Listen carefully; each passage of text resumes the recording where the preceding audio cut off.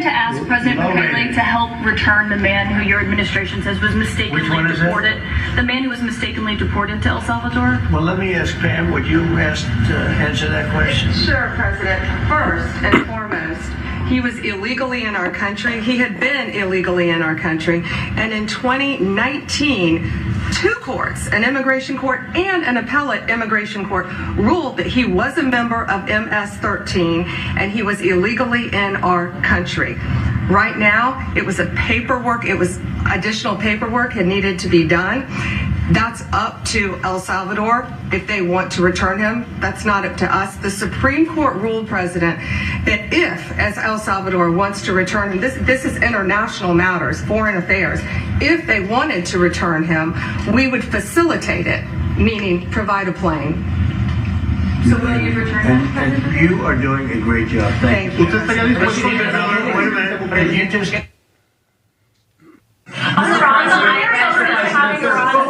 There's a group of Venezuelan men down in Texas who have been alerted that they are soon going to be deported under the Alien Enemies Act. Have you authorized that operation, and where are they going to go? I don't know about the group you're talking about, but if they're bad people, I would certainly authorize it, yeah.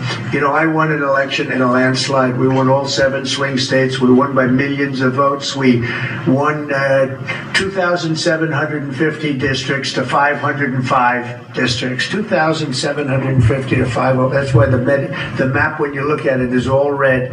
And one of the biggest reason, I think the biggest single reason, actually, I'd like to say it's because of this, because I think they're going to come up with things that are incredible, but probably the biggest reason was because of the border, because of illegal immigration.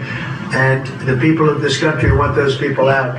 Because what Biden did, and I don't know if he did it, I'm not even sure he knows what the hell he was doing, but what his people did, representing him, was allow millions and millions of people from jails, from prisons all over the world, people from mental institutions and insane asylums, gang members, drug dealers, pouring into our place. And you know what? Our people voted for me to get them out. They want them out. They want them out. And we've done a hell of a job. And by the way, Ecuador and various places, but El Salvador, we've been helped by a lot of other states where they're helping us, actually, because you couldn't, look, what this man was thinking when they allowed open borders and people to come in. If you look at Venezuela, their crime is down by 72%. You know why? They took all their criminals off the street. They took all their prisoners from jail. They took murders. 11,088 murderers were released into our country. Bad things are going to happen. Bad things. So we're getting them out. And that's why I was elected. A judge wasn't elected to do that. I was elected to do that. And we're doing it in record fashion. We have the safest border, the most secure border we've ever had. See the Declaration of Independence? You should all read that before you leave. That's the real deal. You should all read it before you leave. Yeah. Mr. President, photos have emerged of Senator Van Hollen sipping what appears to be margaritas with Abrego Garcia down in El Salvador. Do you encourage other Democrats to fly down to El Salvador to meet with this illegal alien who's an accused wife beater? I like this guy. See, now this is the kind of reporter we like. There aren't enough of them. We got to get some more of them. But no, I appreciate that question. No, look, he's a fake. I know him. I know them all. They're all fake. And they have no interest in that prisoner. That prisoner's record is unbelievably bad. If you would go into the room, you might, if you would, Carolyn, maybe go into the room and see if you can find that little slip. I wrote some things down. I don't know why you'd want to keep him, but I just, we got a little biography of him. Did you help set up that? Not a very innocent guy. Yes. On the IRS. Mr. President, in the spirit of Easter Sunday. While we're on the subject, right? Yes, of course. So you're talking about Abrego Garcia? Is that the one? Yeah. Is an illegal alien, MS-13 gang member and foreign terrorist. This comes out of the State Department and very legitimate sources. I mean, I assume I'm just giving you what they handed to me, but this was supposed to be certified stuff. In 2019, Garcia was issued a deportation order. 2 separate judges affirmed Garcia was a member of MS-13, which is a gang that may be even worse than Tren de Aragua, and maybe worse. They kill people with knives because it's more painful. very famous for the knifing and killing of two young 16-year-old girls walking to school one day, and they sliced them up into little pieces and killed them. That's MS-13. And two separate judges affirmed Garcia was a member of MS-13. When Garcia was originally arrested, he was wearing a sweatshirt with rolls of money pouring out, an MS-13 gang symbol, that he was driving with two other known violent MS-13 gang members, two of the most violent members that we know of in the MS-13 gang of thugs. In 2022, Garcia was stopped by the Tennessee Highway Patrol and was found to be transporting 7 people from Texas to Maryland, and he had no driver's license. He was driving violently. In 2020 and 2021, Garcia's wife filed for a protective order from him and said he was violent and abusive and really scary, including allegations that he punched and scratched her on the eye, left her bleeding after throwing her laptop on the floor at her, ripped her shirt, and ripped off her shorts. He then grabbed her arm, leaving very severe marks. Garcia's wife also wrote in court, "At this point, I am afraid to be close to him. I just don't want to be close. I have multiple photos and videos how violent he can be and all of the bruises that he's left on me." She just couldn't get anywhere near him. This is the man that the Democrats are wanting us to fly back from El Salvador to be a happily ensconced member of the USA family. Isn't it a shame? And by the way, I've been hit pretty hard by fake shows, fake news, MSDNC in particular, where they talk about how evil I am, that this man would be thrown out of our country. This man is according to certified statements that we get, is a very violent person. And they want this man to be brought back into our country where he can be free and to stay as a happily Maryland, they call him the Maryland man. He's a Maryland father. No, this is a violent person. Who they don't talk about is that wonderful angel mom who lost her daughter, who had 5 beautiful children, and she was killed violently. And, she spoke, and she spoke unbelievably. I saw it. And the fake news didn't pick it up. She spoke. She was in tears. She's devastated. Her life is, essentially, she's told me her life is like over. But there was I think no stories. Isn't that true? No stories. Yes, 0 stories. Yeah. It was the most emotional thing. Everybody that watched it, they couldn't believe it. The fake news refused to put it up. So it's very sad. And yet they talk about this guy like he's an angel. See the angel up there? They think he's like that. Like a little angel. Do you encourage?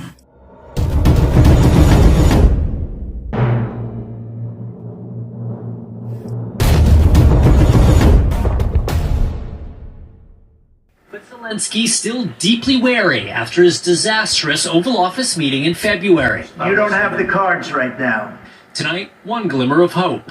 Russia and Ukraine each releasing around 250 POWs. In the largest swap of the war. Wrapped in the flag they fought for and happy to be home. For 4 years in the United States of America, we had a president who stood up at press conferences and talked tough about Vladimir Putin, and then Putin invaded Ukraine, and then Putin invaded Ukraine, and then Putin invaded Ukraine, and then Putin invaded Ukraine, and then Putin invaded Ukraine and destroyed a significant chunk of the country. The path to peace and the path to prosperity is maybe engaging in diplomacy. We tried the pathway of Joe Biden of thumping our chest and pretending that the President of the United States' words mattered more than the President of the United States' actions. What makes America a good country is America engaging in diplomacy. That's what President Trump is doing. Can I ask you? Sure. Yeah? Yeah. Okay. So he occupied our parts, big parts of Ukraine, part of East and Crimea. So he occupied it on 2014. So during a lot of years, so I'm not speaking about just Biden, but those time was Obama, then President Obama, then President Trump, then President Biden, now President Trump, and God bless, now President Trump will stop him. But during 2014, nobody stopped him. He just occupied and took. He killed people. You know what the contact 2015. 2014 2014. and 2014. Yeah. So I was not here. Yeah, but That's exactly right. Yes, but during 2014 till 2022, yeah, the situation the same. The people are been dying on the contact line. Nobody stopped him.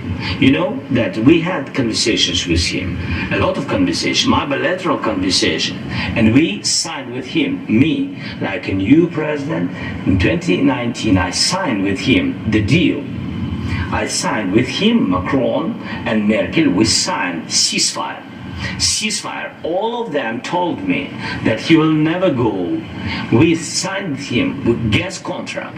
Yes, but after that, he broken this ceasefire. He killed our people and he didn't exchange prisoners. We signed the exchange of prisoners, but he didn't do it.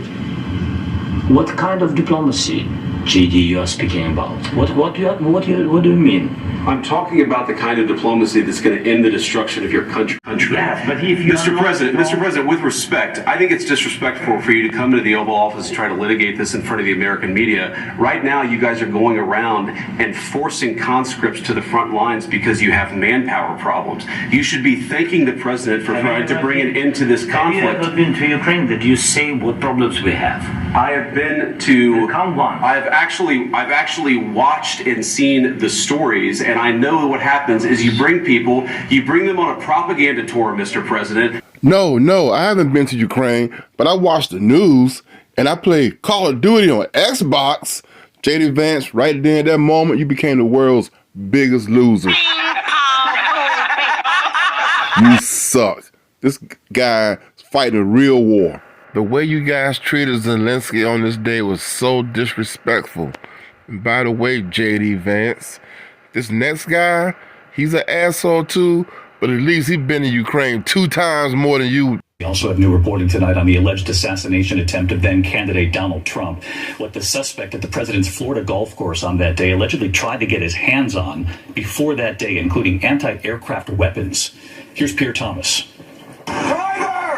Tonight, months after his dramatic arrest, federal prosecutors releasing disturbing new details, which they claim show Ryan Ruth's apparent obsession with assassinating President Trump. Before he allegedly stalked Trump on his Florida golf course, prosecutors say Ruth, a fierce supporter of Ukraine who had visited the war-torn country multiple times, reached out to an associate there. His request: send me an RPG, rocket-propelled grenade, or Stinger surface-to-air missile. Prosecutors claim Ruth desperately wanted to blow up then-candidate Trump's plane, writing, "I need equipment so that Trump cannot get elected." President at the Ukrainian President Volodymyr Zelensky. Of course, this is coming on a day when the U.S. and Russia were meeting to talk about the very fate of Ukraine. Zelensky did not have a seat at the table, but the president was asked specifically about that just a short time ago at his Mar-a-Lago resort. He fired back at Zelensky, suggesting that he could have stopped the war 3 years ago. I think I have the power to end this war, and I think it's going very well. But today I heard, we weren't invited. Well, you've been there for 3 years. You should have ended it 3 years. You should have never started it. You could have made a deal. You could have made a deal. You should have never started, of course. Well, that is not just a misstatement of history, of course. Russia invaded Ukraine, as we all saw and witnessed 3 years ago, nearly to this date. But Russia also has the history of Ukraine. I mean, when during the first Trump administration, their incursion was spreading and growing. But the American president did not stop there. He went on to essentially belittle and question the authority of the Ukrainian president. He said his approval rating was at 4%. There is no evidence to back that up. The latest poll from a couple months or so ago was right around 50%. Never mind that, he also questioned his leadership and said that there should be new elections. Now, of course, there have not been elections in Ukraine because martial law was called because of the Russia invasion. But we'll take it all together here, as this is coming as peace talks are just dramatically intensifying between the U.S. and Russia, as we saw in Saudi Arabia. There's no question that you odd man out here, and Trump was very eager to fire back at Zelensky and certainly not defend him today, Wolf. Truly outrageous comments. Jeff Zeleny, thank you very much. All of this comes...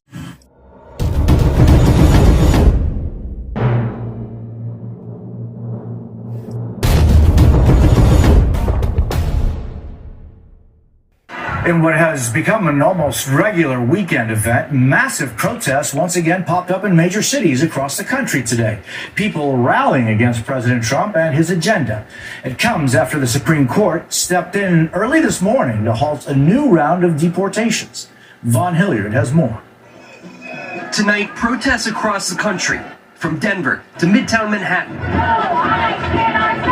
to right outside the White House, people voicing anger at the Trump administration, including over its recent immigration actions. Everyone should have due process. No one should be just taken away and locked up. This as the Supreme Court today telling the Trump administration to halt its deportation flights of some detained Venezuelans in Texas, individuals it is claimed are gang members and should be deported under the Alien Enemies Act. Today, Judy Maldonado Rawl driving 6 hours from El Paso to the Bluebonnet detention facility. Her husband, Eduardo Dabuin Rawl, a Venezuelan national, among them. Why did ICE say that your husband was detained? Because of his tattoos.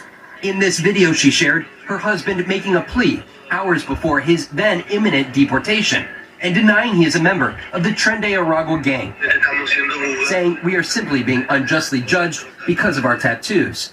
Dabuin Rawl's wife says he came to the country legally in 2023 through a parole program, which the Trump administration has since tried to eliminate. But a federal judge earlier this week temporarily blocked that effort. Has he been charged? No, we don't have any charges. He's never been given anything. NBC News was not able to locate any state or federal criminal records for Dabuin Rawl. On Friday night, he says he was among the Venezuelans heading to an airport at the exact same time a federal judge heard arguments from lawyers trying to stop the men's deportations. They were told, well, you were lucky you were sent back because you were going to El Salvador, not Venezuela. Then they turned back to the ICE facility. Tonight, I'm Lindsay Davis in for David. We begin with a federal judge blasting the Trump administration, threatening a contempt investigation over what he called a willful disregard of his order to halt deportations to a notorious prison in El Salvador. Judge James Boasberg is accusing the administration of a hurried removal operation. The planes landed in El Salvador, even though he ordered them to turn around. The judge is now preparing to launch an official contempt investigation, which could include requiring testimony under oath and appointing an independent lawyer to prosecute the government for contempt. Caught in the conflict, Kilmore Abrego Garcia, the Maryland husband and father the administration admits was wrongfully sent to El Salvador. A unanimous Supreme Court ordered the administration to facilitate his return.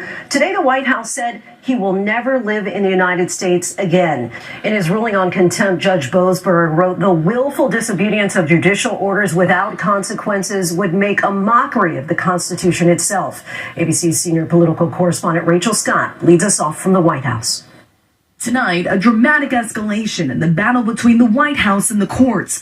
A federal judge threatening a contempt investigation into the Trump administration for deporting more than 200 Venezuelan immigrants to a notorious prison in El Salvador, despite his order to turn the planes around and return to the United States. Judge James Boasberg declaring the administration displayed a willful disregard for his order, determining there was probable cause to find them in contempt. The judge now preparing to launch an official investigation, which could include officials testifying under oath. He even raises the remarkable prospect of appointing an independent lawyer to prosecute the government for contempt. President Trump has praised the deportations, claiming without evidence the men are violent gang members, inviting El Salvador's president to the White House. You've done a fantastic job. But the administration tonight facing mounting questions about the fate of this man, Kilmore Abrego Garcia, last seen head shaved in that Salvadoran prison.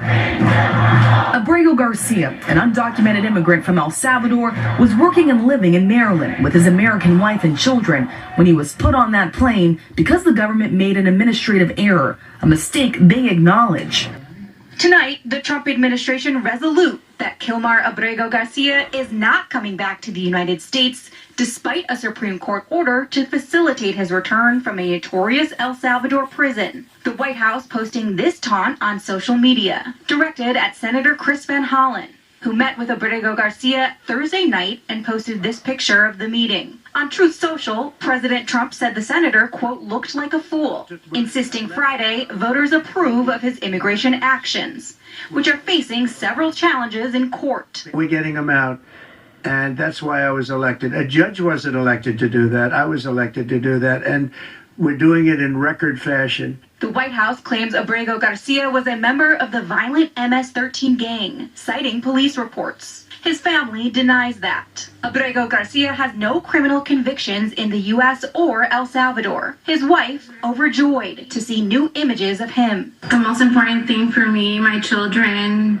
his mom, his brother, his sibling, was to see him alive, and we saw him alive. A federal court Thursday ordered the White House to, quote, take all steps to facilitate Abrego Garcia's return, further stating that the government's unwillingness to bring Abrego Garcia back should be shocking, not only to judges, but to the intuitive sense of liberty that Americans far removed from courthouses still hold dear. This is not about him per se. It is about adhering to our processes, and due process is embedded in the Fifth Amendment to the Constitution. The Trump administration maintains the matter is out of their hands. I think we removed the bad guy from this country who was down at home in the custody of his country. And this country has to make the decision to release him. El Salvador's president writing, he's getting the honor of staying in El Salvador's custody. And in that court ruling against the Trump administration yesterday, Judge Harvey Wilkinson wrote that regardless of whether or not Abrego Garcia is a gang member, he is still entitled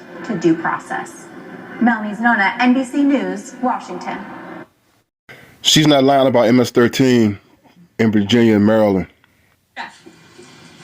Just changing subjects for 1 second. The administration has expressed a complete confidence in how all the deportation flights to El Salvador were conducted. But now that the administration has conceded that there was an error of one Salvadoran national, will there be any reviews conducted?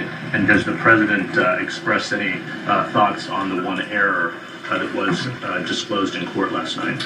Well, first of all, the error that you are referring to was a clerical error. It was an administrative error. The administration maintains the position that this individual who was deported to El Salvador and will not be returning to our country was a member of the brutal and vicious MS-13 gang. That is fact number one. Fact number two, we also have credible intelligence proving that this individual was involved in human trafficking. And fact number three, this individual was a member, actually a leader of the brutal MS-13 gang, which this president has designated as a foreign terrorist organization. Fact number four is that foreign terrorists do not have legal protections in the United States of America anymore. And it is within the president's executive authority and power to deport these heinous individuals from American communities. It is a promise he campaigned on. It is a promise he is keeping. And every single person in this room should be grateful for that, considering especially MS-13 is very prevalent and prominent here in the District of Columbia, in Maryland, and in Virginia. And the president, the attorney general, everyone who has been involved in these operations is focused on eradicating these criminals and terrorists from our communities. The Vice President said he was a convicted member of MS-13. What evidence is there to back that up? There's a lot of evidence, and the Department of Homeland Security and ICE have that evidence, and I saw it this morning. Thanks, Carolyn. A few questions about this deportation case. First, I wanted to clarify something that you said to Jeff a few minutes ago. You said you'd seen evidence that this man was a convicted gang member. In what court was he convicted, and for what? This individual was an MS-13 ringleader. This individual was also engaged in human trafficking. And I'm glad you brought up this point again, because I would like to point out that if you just saw the headline from the insane, failing Atlantic magazine this morning, you would think this individual was Father of the Year, living in Maryland, living a peaceful life, when that couldn't be further from the truth. They didn't even mention in the title of that article, or even in the first paragraph, that this individual is an illegal criminal who broke our nation's immigration laws. He is a leader in the brutal MS-13 gang, and he is involved in human trafficking, and now MS-13 is a designated foreign terrorist organization. Foreign terrorists have no legal protections in the United States of America, and this administration is going to continue to deport foreign terrorists and illegal criminals from our nation's interior. But a judge ordered that he should remain in this country. So are you saying that it is okay to ignore a judge's ruling if you don't like it? Who does that judge work for? He's an immigration It was an judge. immigration judge who works for the Department of Justice at the direction of the Attorney General of the United States, whose name is Pam Bondi, who has committed to eradicating MS-13 from our nation's interior. And let me tell you why we've made this commitment. MS-13, may I remind each and every one of you, is a brutal and vicious gang. They raped and strangled a 20-year-old autistic woman to death in Maryland. They hacked 4 people to death with machetes in a park on Long Island. They have kidnapped, sexually tortured, and shot a teenage girl in Texas after she insulted them, allegedly. Killed and mutilated a 17-year-old girl in Virginia, stabbing him 16 times and cutting off his hands. They beheaded and cut out the heart of a man in Washington, D.C. They raped and murdered a 13-year-old girl in California. They sex trafficked a slew of young girls, including one who was just 12 years old. Raped an 11-year-old girl in Brooklyn while her brother was in the room. Sex trafficked a 13-year-old in Maryland and Virginia, miles away from this White House, even beating her 26 times on her backside with a baseball bat. Pressured homeless New Yorkers to undergo unnecessary surgeries such as spinal fusion in order to bolster their fraudulent lawsuits. These are vicious criminals. This is a vicious gang. And I wish that the media would spend just a second of the same time you have spent trying to litigate each and every individual of this gang who has been deported from our country as the innocent Americans whose lives have been lost at the hands of these brutal criminals. We maintain our position, and very strongly so.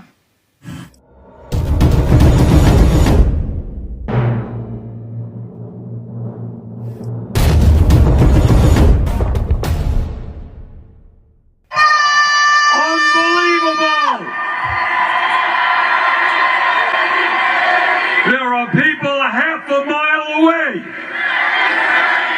No. It's not Bernie, it is you. Let me thank our brothers and sisters in the trade union movement for being here. Let me thank Unite Here, Liuna Local 724. Your presence here today, and by the way, there are some 36,000 of you. The largest rally that we have ever had. And your presence here today is making Donald Trump and Elon Musk very nervous. Last time we did a rally in Denver, a little bit smaller than this. Thank you, LA. Elon Musk announced that everybody at the rally, or most of the people, were paid organizers. Anybody here get paid to come today? And Donald Trump, very envious of sizes,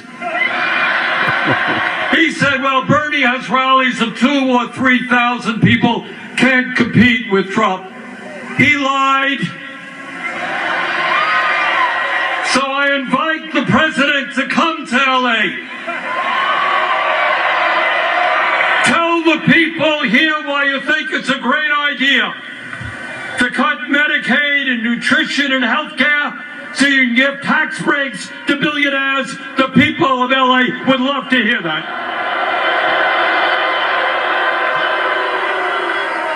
So why are we here in LA today? And the answer is obvious. We are living in a moment of extraordinary danger. And how we run to this moment will not only impact our lives, but will impact the lives of our kids and future generations. And in terms of the climate, it will depend, we can depend on whether or not the planet Earth survives. That's why we're here today. We're living at a moment where a handful of billionaires control the economic and political life of our country. We're living in a moment with a president who has no understanding or respect for the Constitution of the United States. And let us make no doubt about it, moving us rapidly toward an authoritarian form of society. And Mr. Trump, we ain't going there. We are living in a moment where the Republican Party has, to a large degree, become a cult of the individual, obeying Trump's every wish, and at a time of massive income and wealth inequality, right now as we speak, they are plotting about how they can give $1.1 trillion in tax breaks to the 1% and devastate programs that working families need. You know, it's funny, just yesterday, our good friend Elon Musk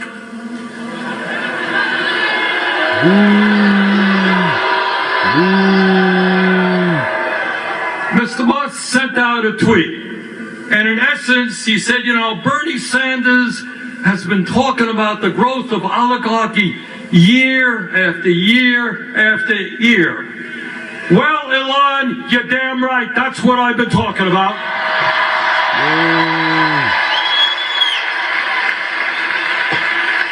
The difference is, I'm no longer talking about how we're moving to oligarchy. I'm talking about how we are living today in an oligarchic form of society. 3 months ago, when Trump was inaugurated, standing right behind him during his inauguration were the three wealthiest people in this country, Mr. Musk, Mr. Bezos, and Mr. Zuckerberg. And right behind them were 13 other billionaires who Trump had nominated to head up major federal agencies. And that, brothers and sisters, is what oligarchy is all about. You know, lately, given what's happening in America, I've been remembering the history lessons that I learned when I was in the 6th grade. And I remember, and I think many of you will recall, when you think about your education, you'll remember hearing about Abraham Lincoln on the fields of Gettysburg in 1863. And that was just a few days after 20,000 Union soldiers had either died or been wounded fighting against the nightmare of slavery. And Lincoln looked out on that field, and this is what he said, you all remember it. He said, quote, we here highly resolve that these dead shall not have died in vain, that this nation under God shall have a new birth of freedom, and that government of the people, by the people, for the people, shall not perish from the earth.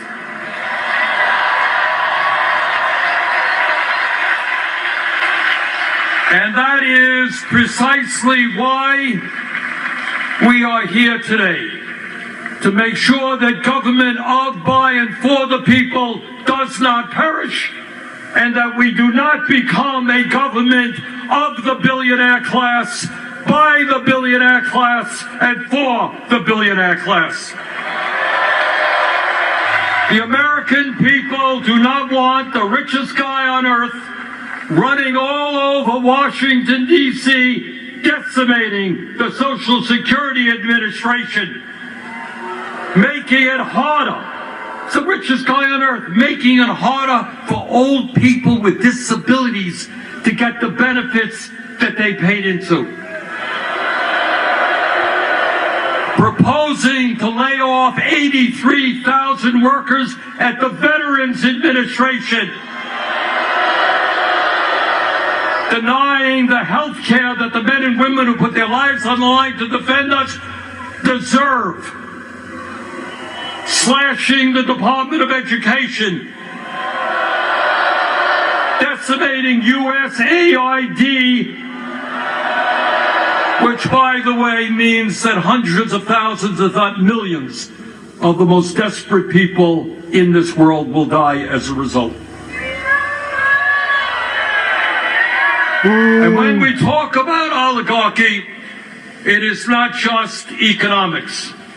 I trust that all of you know that you are living under a corrupt campaign finance system which allows billionaires to buy elections.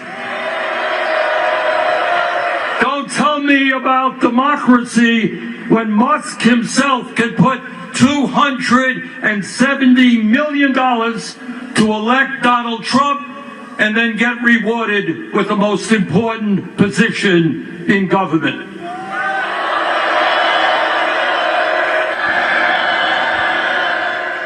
But it's not just Musk and Republicans, it's the Democratic Party as well. Their billionaires tell candidates, don't stand up to the powerful special interest. And too many Democrats are listening to them.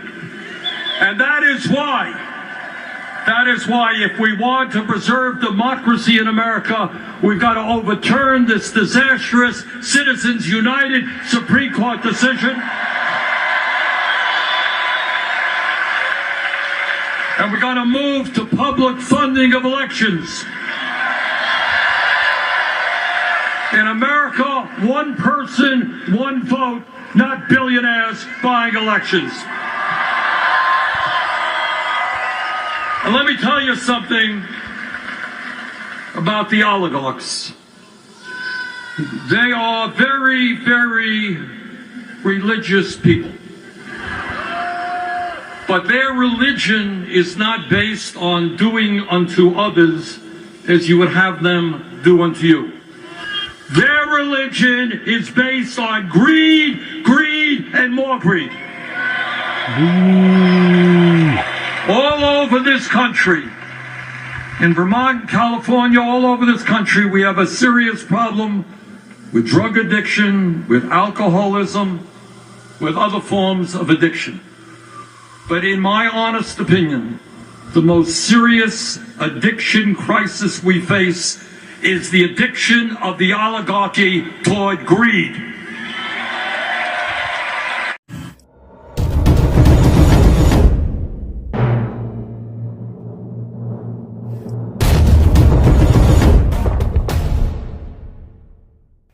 And so, America is, at this hour, completing the 52nd day of having a President of the United States whose brain does not work.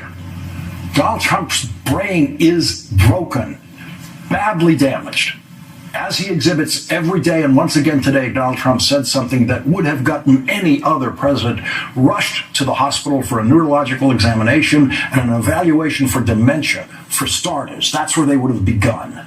It was a vile, anti-Semitic outburst by the man who once said this after he saw a black accountant working at one of his failed casinos. Quote, "Black guys counting my money, I hate it.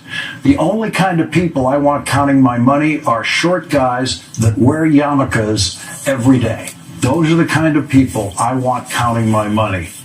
No one else.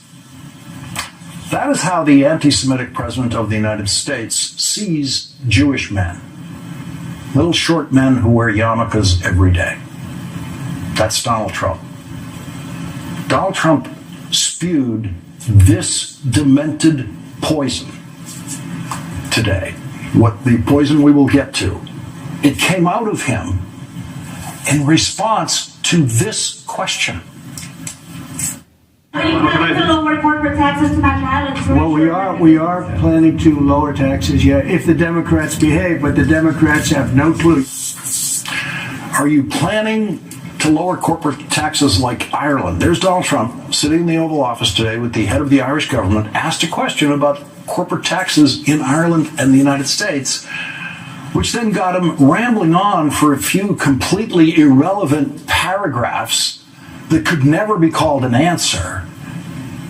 And then he ended his response to that question about corporate taxes with this hateful statement about Chuck Schumer.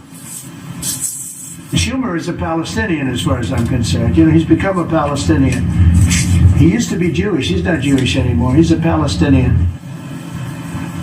Not a single Republican anywhere in America who claims to be a staunch supporter of Israel and the Jewish people rose up to object to Donald Trump, declaring Chuck Schumer to not be Jewish anymore. So Donald Trump, who has no idea what it is to be Jewish or Palestinian, now decides who is Jewish in this country?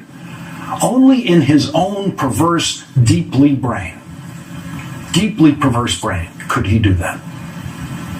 But the disgrace of every elected Republican in Washington is that not one of them dares to complain about that kind of poison coming out of the foul mouth of Donald Trump. And not one of them worries about the mental capacity of the kind of person who can say that, who, oh, by the way, has access to the nuclear codes while he's saying things like that. Donald Trump's mind is gone. It is shattered. You just saw that.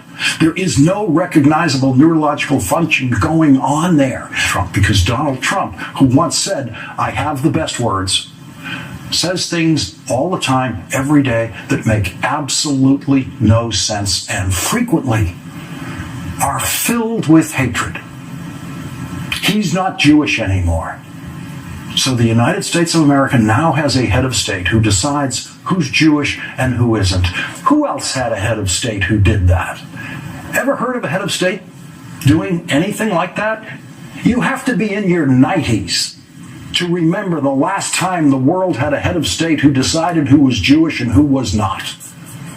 That was one of Adolf Hitler's first ideas about how to govern Germany. First of all, decide who's Jewish and who is not. The people who attacked the Capitol on January 6th and made their way to the Senate were heard saying, "Where's the big Jew?" They meant Chuck Schumer, who had just become the first Jewish majority leader of the United States Senate in history the day before the attack, and that was not lost on Trump supporters who attacked the Capitol wearing clothing celebrating the Holocaust. Robert Keith Packer was wearing his Camp Auschwitz hoodie. What would he have done if he had found Chuck Schumer? While Donald Trump's supporters were looking for Chuck Schumer, saying, "Where's the big Jew?" Donald Trump was silent for 187 minutes.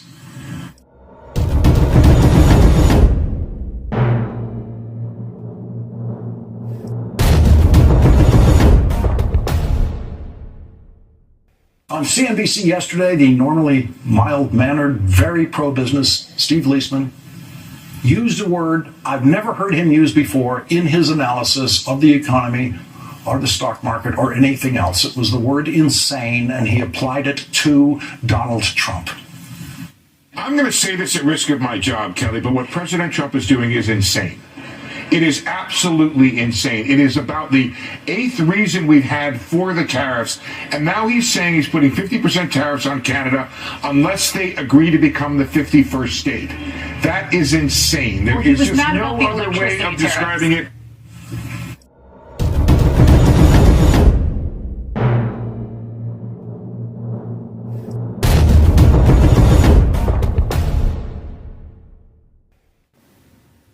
Thank you so much, Madam Chair. And I can tell you one thing that is crumbling for the city of D.C. was that continuing resolution that defunded approximately $1 billion from them. But I will focus on today's hearing. The Republicans' recklessness and chaotic approach to reducing the size of government has shown us what we've already known. Concepts of a plan don't work. This is the committee's fourth hearing, and still no one from the so-called Department of Government Efficiency has testified before this committee about their plans to break the federal government, because as it turns out, breaking the federal government doesn't just hurt people you don't like.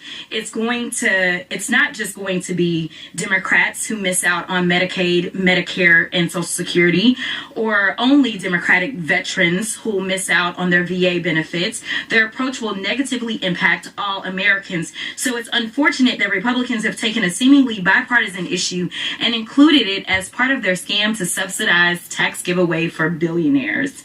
They haven't proposed anything that will improve the efficiency of the government. Instead, they have put the country on a path to a recession and implemented the largest tax increase on Americans in decades through Trump's tariffs. This hearing is their latest attempt to try to convince the American people that dismantling public-facing agencies will somehow improve government efficiency. Let me tell you, it won't. There's nothing efficient about terminating leases for IRS taxpayer assistance centers during tax season, nor dismantling farmer support offices in rural communities while farmers are trying to survive Trump's tariffs. And I'm going to veer off for 2 seconds because all I kept hearing was fire. Fire, fire, fire is what I heard.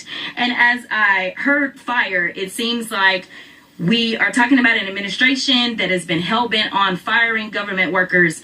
They are hell-bent on engaging in fire sales of our government buildings. And while we are at it, they are lighting the Social Security on fire, Medicaid on fire, Medicare on fire, 401ks on fire, Department of Education on fire. And instead, what we need to light on fire are Trump's tariffs. In fact, we could probably go a little bit further and fire this incompetent administration. But if we are going to talk about efficiency and worry about some solar paneled whatevers, let's talk about the fact that as of March 30th, Trump's golfing has cost us approximately $26 million. And the last time I checked, we're not getting anything in return for that. So I will get back on my remarks, but I just wanted to point out that maybe we need to talk about the president and his golfing habits. In fact, he decided that he was going to golf as the markets were tanking. He decided he was going to golf instead of receiving for heroes who died serving this country. He has decided that he wanted to play games while the rest of us are really trying to make sure that we can serve the American people.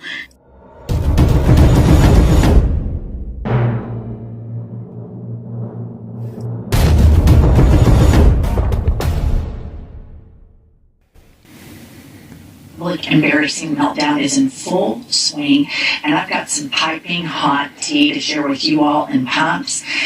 Elon gets on his private plane and he decides he wants to stream video games. Put up the headline.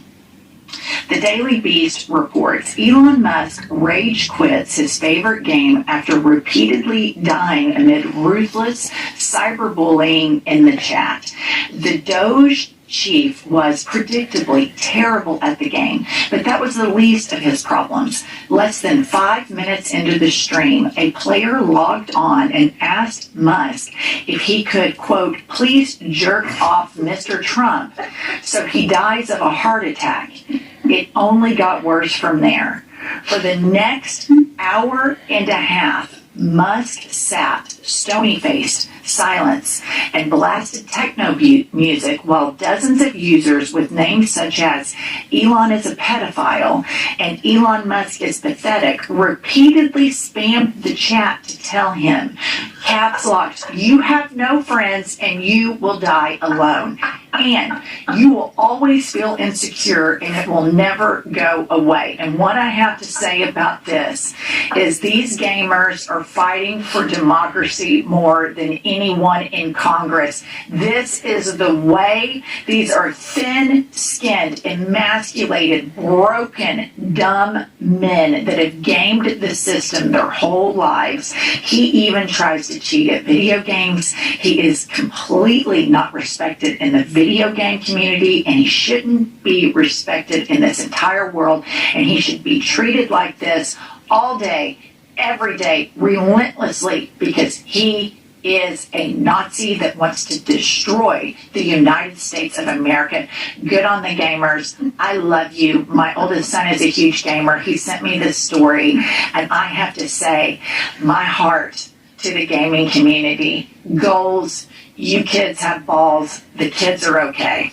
You know, he is so insecure and thin-skinned. He's probably still reeling from this, and it makes me so happy because he's a cheater. And you have to think, this was a man that could have ridden off into the sunset, and he has destroyed his businesses, his reputation, and I truly believe, I mean, he is hated around the world, and he is going to die alone, and it just makes me so happy. Okay, and then Musk...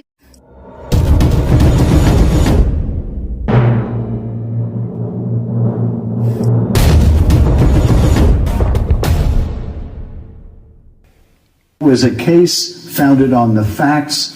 It was found by a grand jury to be solid. That itself is bull. It was a case that was properly investigated. A grand jury found probable cause to believe Donald Trump had committed crimes at Mar-a-Lago, and to treat him differently than any other person bringing boxes of classified documents to their home, lying about it, and obstructing the investigation into it would be to treat him the way he wants to be treated, that is, as a king above the law. Eileen Cannon might think that's all right, but that is not how the justice system is supposed to work. And here's Donald Trump. It wouldn't be a Donald Trump press conference if there weren't some lies about the last election. So here's Donald Trump talking about the election. And what a difference a rigged and crooked election had on our country when you think about it. And the people who did this to us should go to jail. They should go to jail. That's right. There he is again, calling it rigged, calling it terrible, etc. I don't think I need to belabor the point. We had a free and fair election. Donald Trump lost. He can't accept his loss, and he continues to peddle this big lie about the 2020 election. Here's Trump on the subject of Russia. But we had a good relationship, and we had a professional relationship, and his respect for this country. That's right. He says he thinks we're doing really well with Russia right now. Well, can't quarrel with that. I'll bet you are. And here's Donald Trump once again lying about how much we've spent to support Ukraine and how much Europe has spent to support Ukraine. Not only have we spent maybe $350 billion to Europe's, think of that, $350 billion to $100 billion, and yet we're across the ocean far away. That's right. We haven't spent anywhere near $350 billion. And in fact, Europe has spent more supporting Ukraine than we have. Okay, but this may have been the biggest lie in the entire press conference. Here it is, Donald Trump talking about his support for law enforcement. My message to these law enforcement heroes is simple. With me in the White House, you once again have a president who will always have your back, will always have your back. That's right. That's Donald Trump saying to law enforcement that he will always have their back. Was there ever more palpable lie than that one? This is the same guy who pardoned hundreds of people, who beat police officers, who gouged them, who bear sprayed them. He wants you to believe he's always going to have law enforcement's back? No, Donald Trump, you turned your back on law enforcement. In fact, if anything, you gave them the middle finger.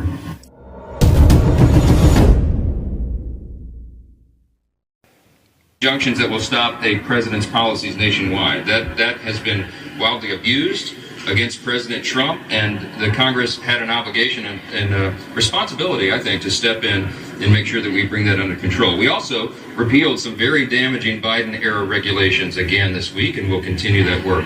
But the big news today, of course, is that we passed the budget resolution. We adopted the Senate's amendments to the resolution, holding in place all of the commitments and the instructions, the guidelines that the House originally enacted. And that was a big step, because that will allow us now to move forward, to have our committees actually drafting the one big beautiful bill. There's a lot of work ahead of us, and we're really excited about that. In November, the American people delivered unified government to the Republican Party. They returned President Donald J. Trump to the White House. They gave us control of the House and the Senate, and we are going to make good by that. We have a big responsibility. A few moments later. And also make sure that we ensure and protect those essential programs. The Democrats, as I noted this morning, have said that we're going to gut Medicaid. It is not true. We're going to protect the benefits that everyone is legally entitled to. The beneficiaries who have a legal right to that, it will be preserved. Those are essential safety net programs that Republicans support. The president has made clear Social Security, Medicare, Medicaid will not take a hit. So you can count on that, and you can watch it develop as we go.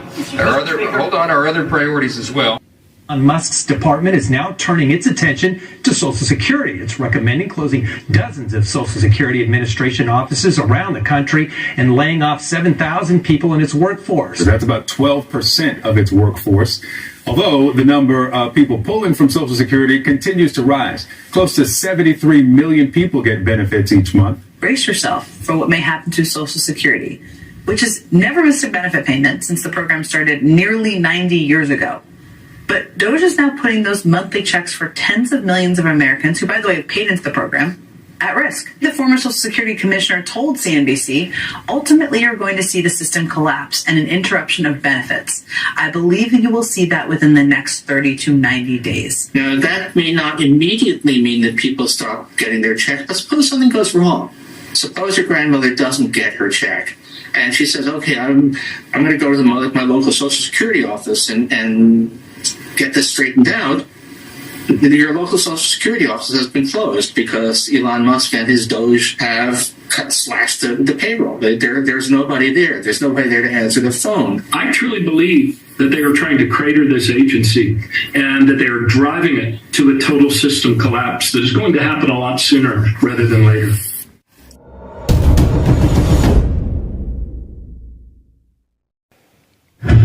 Tonight, breaking news as we come on the air. The market's closing down late today as President Trump escalates the trade war with China, slapping new tariffs on China tonight. Elon Musk calling President Trump's top trade advisor dumber than a sack of bricks. And the Republican senator asking tonight on these tariffs, whose throat do I get to choke if this is wrong? 79 points since President Trump announced his massive tariffs last week, down 10% in 4 days. On Capitol Hill, Republican senators who rarely break from Trump now feeling the pressure from companies and constituents back home. The White House has already said it would veto the bill if it were to pass both the House and the Senate. Meanwhile, two sources tell NBC News that during a House GOP conference call on Sunday, Republican Congressman Darrell Issa of California asked for a detailed briefing from the White House on the tariffs. House Speaker Mike Johnson, for his part, asked that members trust the process and the president. In addition, he told them he'd arrange for someone from the administration to talk to the conference. The rumblings in the House come as the upper chamber has grown more vocal in their concerns. Take a listen to Republican Senators John Kennedy and Ted Cruz. I think by introducing the tariffs to the extent that he has, this is President Trump's economy now. I don't think it would... It's unbelievable for anyone to say that President Biden or any former administration caused what's happened. And I gotta say, if we're in a scenario 30 days from now, 60 days from now, 90 days from now, with massive American tariffs and massive tariffs on American goods in every other country on earth, that is a terrible outcome. It's terrible for Texas, which obviously I care about deeply, and it's terrible for America. It will hurt jobs and hurt America. Number one, it would destroy jobs here at home and do real damage to the U.S. economy if we had tariffs everywhere. Number two, and this is a virtual certainty, inflation, this is going to have a powerful upward impact on inflation. This is creating some anxiety, this current tariff posture among some of my constituents. I'm hoping and I hope you and the president are very sensitive about companies potentially going bankrupt by these actions. Whose throat do I get to choke if this proves to be wrong? Tonight, the president saying trade negotiations with some countries are happening. China wasn't one of them. Right now, Japan is flying here to make a deal. South Korea is flying here to make a deal. And within the White House, the tariffs exposing deep divisions among some of the president's closest aides. Elon Musk attacking trade advisor Peter Navarro as a moron who's dumber than a sack of bricks, speaking out in support of free trade with Europe. Both Europe and the United States should move, ideally, in my view, to a zero tariff situation, effectively creating a free trade zone between Europe and North America. Navarro swiping back at Musk, saying his Tesla cars are built with foreign parts. Elon's a car manufacturer, but he's not a car manufacturer, he's a car assembler. Isn't it funny how because Elon Musk got upset about Donald Trump's tariff, that all of a sudden Trump paused the tariff? There's something fishy going on here. Announcing he is pausing most of his sweeping retaliatory tariffs just 13 hours after they went into effect. Well, I thought that people were jumping a little bit out of line. They were getting yippy, They were getting a little bit yippy, a little bit afraid. Last night, a very different tone. I know what the hell I'm doing. I know what I'm doing. And you know what I'm doing, too. That's why you vote for me. Even this morning, Trump writing, "Be cool, everything is going to work out well." Wall Street in a tailspin in the week since Trump unveiled his massive tariffs. The Dow dropping more than 4,500 points. Forecasts of a recession on the rise. Business leaders are coming to Mar-a-Lago, they're bribing Donald Trump, and they're getting exceptions from the tariffs. That's corruption level 1. Level 2 is what Adam's Schiff talked about. The insider trading. It is terrifying. And it is clearly happening with Marjorie Taylor Greene right here. The popular Twitter account Unusual Whales posted, "This is unusual." Yesterday, politician Marjorie Taylor Greene said that people panicking over tariffs are losers and failures. Today, she disclosed over a dozen stock purchases, purchasing hundreds of thousands of numerous stocks. She bought when the market was deeply red.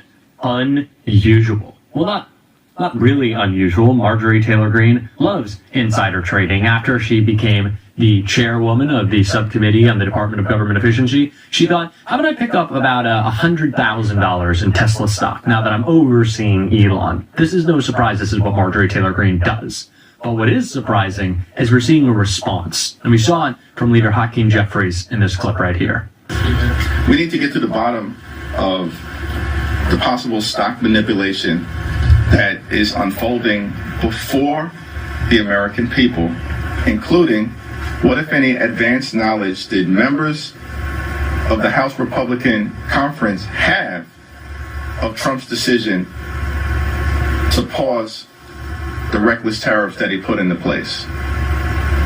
We know that members of the House of Representatives will have to disclose any stock trades that they've made 30 days from the date of those trades, or potentially no later than 45 days. And so the reality is people are going to have to pay the piper in terms of disclosure. And so our point is you might as well get it out into the public domain now, because it's coming later, and there's nothing that you can do about it. Ooh, baby. Ooh, baby. It's investigation time. There, Marge. What information did you have? Was it early? Was it before we all knew? I think it might have been. I think we have some criminality here from Marjorie Taylor Greene. Now, it's funny because the last time I talked about Marjorie Taylor Greene insider trading, as I previously said, she was buying Tesla stock, which proceeded to crash. I thought she was too dumb for insider trading. This is insider trading. That's what Marjorie Taylor Greene is doing. She is breaking the law. She's being pretty blatant with it, right? But this is just the name of the game with the administration. Corruption. The big news that people across the country haven't heard but need to know. 50 days from today, Donald Trump must, by law, fire Elon Musk. Last night, 76 House Democrats sent a clear message to President Trump. The clock is ticking. Since the beginning of this administration, Trump and Musk have exploited Musk's designation as a so-called special government employee to allow Musk to receive over $8 million a day in federal government contracts and subsidies while ignoring our conflict of interest rules and while funneling more and more money to himself and to his companies. But the law is crystal clear. A special government employee like Musk must leave the federal government after 130 days. That means that Musk must leave office by May 30th. That means that 50 days from today, Donald Trump must fire Musk. 50 days from today, Musk's reign of terror must end. And that day cannot come soon enough. We would be here for hours if I tried to recount every single one of Musk's illegal actions or abuses or attacks on working Americans, but let me give you just a few. In his 80 days in power, Elon Musk has fired more veterans from the federal government than anyone else in history. Elon Musk has fired independent watchdogs that were investigating his own companies for corruption and for breaking the law. Elon Musk called Social Security a Ponzi scheme, tried to shut down the phone lines that seniors use to get their checks. They degraded the system so much that we were being warned that it was on the verge of crashing and collapse. Elon Musk demanded access to Americans' most sensitive and private medical records and tax information. Elon Musk tried to steer billions of dollars of government contracts towards his own companies. Of course, is something that we've seen all across the country since the early special elections that began in late January. And that is Democratic energy and overperformance coupled with independent swing voters and even moderate Republicans breaking for the Democratic candidate and rejecting the extremism, the outrageous behavior of this administration and their effort to harm everyday Americans. As you look at the Wisconsin result, this was something I did not expect to be discussing with you during this hour tonight. We expected this to be a closer race. We expected the call to come much later in the evening. We saw Elon Musk personally go out there. We saw him hand $1 million checks to voters trying to literally buy the election right there in Wisconsin. What does it tell Republican members of the House of Representatives who are counting on Elon Musk to get them reelected? It's time for them to walk away from this unelected, unpopular, unhinged, and un-American billionaire puppet master.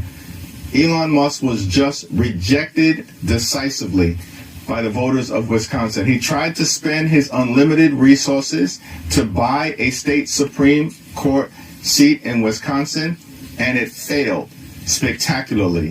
The voters rejected Donald Trump, they rejected Elon Musk, and they rejected the rapidly deteriorating Republican brand. Donald Trump's chief trade advisor, Peter Navarro, will be trying to fall asleep tonight wondering if he will serve as many days in the second Trump administration as he served in federal prison for lying for Donald Trump. Peter Navarro, you might recall, tried to get away with the lie that he did not have to respond to a congressional subpoena from the January 6th committee because he was protected by executive privilege. That was a lie. And at his trial in federal court in Washington, D.C., that lie got him convicted of contempt of Congress and sentenced to federal prison, where he served 120 days. Peter Navarro was a private citizen when he was claiming an executive privilege that did not exist. Peter Navarro now needs 42 more days in the Trump administration to match his 120 days in prison. And right now, Elon Musk is saying everything he can publicly say to get Peter Navarro fired immediately. Personal genius has called Peter Navarro a moron. Even Donald Trump can figure out how Elon Musk really feels about someone who would take a moron's advice. It got worse for Peter Navarro as Elon Musk and his brother Kimball Musk, a member of the board of Tesla, joined in double-team Twitter attacks of Peter Navarro as the day wore on that included nastier words than moron that I cannot say on this program. Yesterday, Elon Musk's brother, Kimball Musk, directly attacked Donald Trump, saying, as I reported here last night, who would have thought that Trump was actually the most high-tax American president in generations? Through his tariff strategy, Trump has implemented a structural permanent tax on the American consumer. Elon Musk's brother is a wholly owned subsidiary of Elon Musk, and as a board member of Tesla, can be fairly assumed to never say a word publicly that Elon Musk doesn't approve of. And so tonight, Donald Trump is just one Musk away from being directly attacked by the richest person in the world for creating the biggest tax increase in American history all by himself. And so, as Donald Trump rests his weary head on his pillow tonight, with his hair in whatever protective device he uses for sleeping, he has to wonder, when will Elon Musk turn on me? Donald Trump knows Elon Musk is not a patient person. Elon Musk has personally lost more money to the Trump tariffs than any other person in the world. In the first hour of the stock market's opening today, another day when Elon Musk lost more money, Elon Musk tweeted, "Navarro is dumber than a sack of bricks." And then, during the afternoon session when the stock market was sinking badly and Elon Musk was losing even more money once again today, Elon Musk tweeted, "I'd like to apologize to Bricks for calling Peter Navarro dumber than a sack of bricks." That was so unfair to Bricks. To which Kimball Musk immediately jumped in with, "A moment of silence, please, for all the bricks that have been unfairly maligned when being compared to Navarro." So, if Peter Navarro is dumber than a sack of bricks, that makes Donald Trump dumber than a sack of what exactly, according to Elon Musk? We might be days or weeks away from finding out how Elon Musk will publicly complete the sentence, "Donald Trump is dumber than a sack of blank." And so Donald Trump is desperately worried tonight. He is desperately worried about the crashing stock market, which has lost $6 trillion in value thanks entirely and exclusively to Donald Trump, following the advice of a person called a moron by a person Donald Trump describes as a genius. And now Donald Trump is worried that the person he thinks is a genius is going to be calling him a moron any day now. And Donald Trump is worried that he will then lose access to the unlimited amount of political money the richest person in the world has been willing to give Donald Trump and willing to use in Republican politics to threaten Republicans to stay in line with Donald Trump. Elon Musk's money is the single most important new element in Donald Trump's ability to continue to hold on to Republicans' public loyalty. But that Republican loyalty is beginning to crumble thanks to Donald Trump following the advice of Peter Navarro. We all know just how cowardly every single Republican member of Congress is when it comes to anything involving Donald Trump. And so it is a hugely significant crack in the wall of Trump Republican loyalty tonight that the most senior Republican member of the Senate, Chuck Grassley, who has never been in favor of presidentially imposed tariffs before Donald Trump was elected, has introduced a bill with a total of 7 Republican co-sponsors to limit the president's ability to raise tariffs without Congress's approval. So that's 7 Republicans willing to go public against Donald Trump on tariffs, and 4 more Republicans emerged today in the Senate Finance Committee, which has jurisdiction over tariffs, taking shots at Donald Trump's tariffs. I'm assuming this all got gamed out because it's a novel approach. It needed to be thought out. Whose throat do I get to choke if this proves to be wrong? When the day comes, Donald Trump will personally invite Senator Tom Tillis to choke Peter Navarro. The way this story is going to end is Donald Trump is going to back down on these tariffs. This weekend, during a video conference with Italy's right-wing League Party, Elon Musk revealed just how dramatically and completely he disagrees with Donald Trump in private, where he apparently claims to urge Donald Trump to drop all tariffs between Europe and North America. I hope it is agreed that both Europe and the United States should move, ideally, in my view, zero tariff situation, effectively creating a free trade zone between Europe and North America. That would be that's what I hope occurs. And also more freedom of people to move between Europe and North America, if they wish. If they wish to work in Europe or wish to work in America, they should be allowed to do so, in my view. So that has certainly been my advice to the president. That has certainly been my advice to the president. All right, then. In other words, Elon Musk's advice to the president is your tariffs are completely wrong. Not that your tariffs are a little too high, but that the tariffs should be zero. That's what Elon Musk said he's telling Donald Trump. That is by far the most dramatic difference in opinion anyone on the Trump team has with Donald Trump. Elon Musk wants zero tariffs. The president today acknowledging he had his eye on the bond market. Yeah, I saw last night where people were getting a little queasy. Meanwhile, on Capitol Hill, a surreal moment. The president's trade representative, Jamieson Greer, being grilled by lawmakers. The White House trying to downplay it all. Look, these are obviously two individuals who have very different views on trade and on tariffs. Boys will be boys. But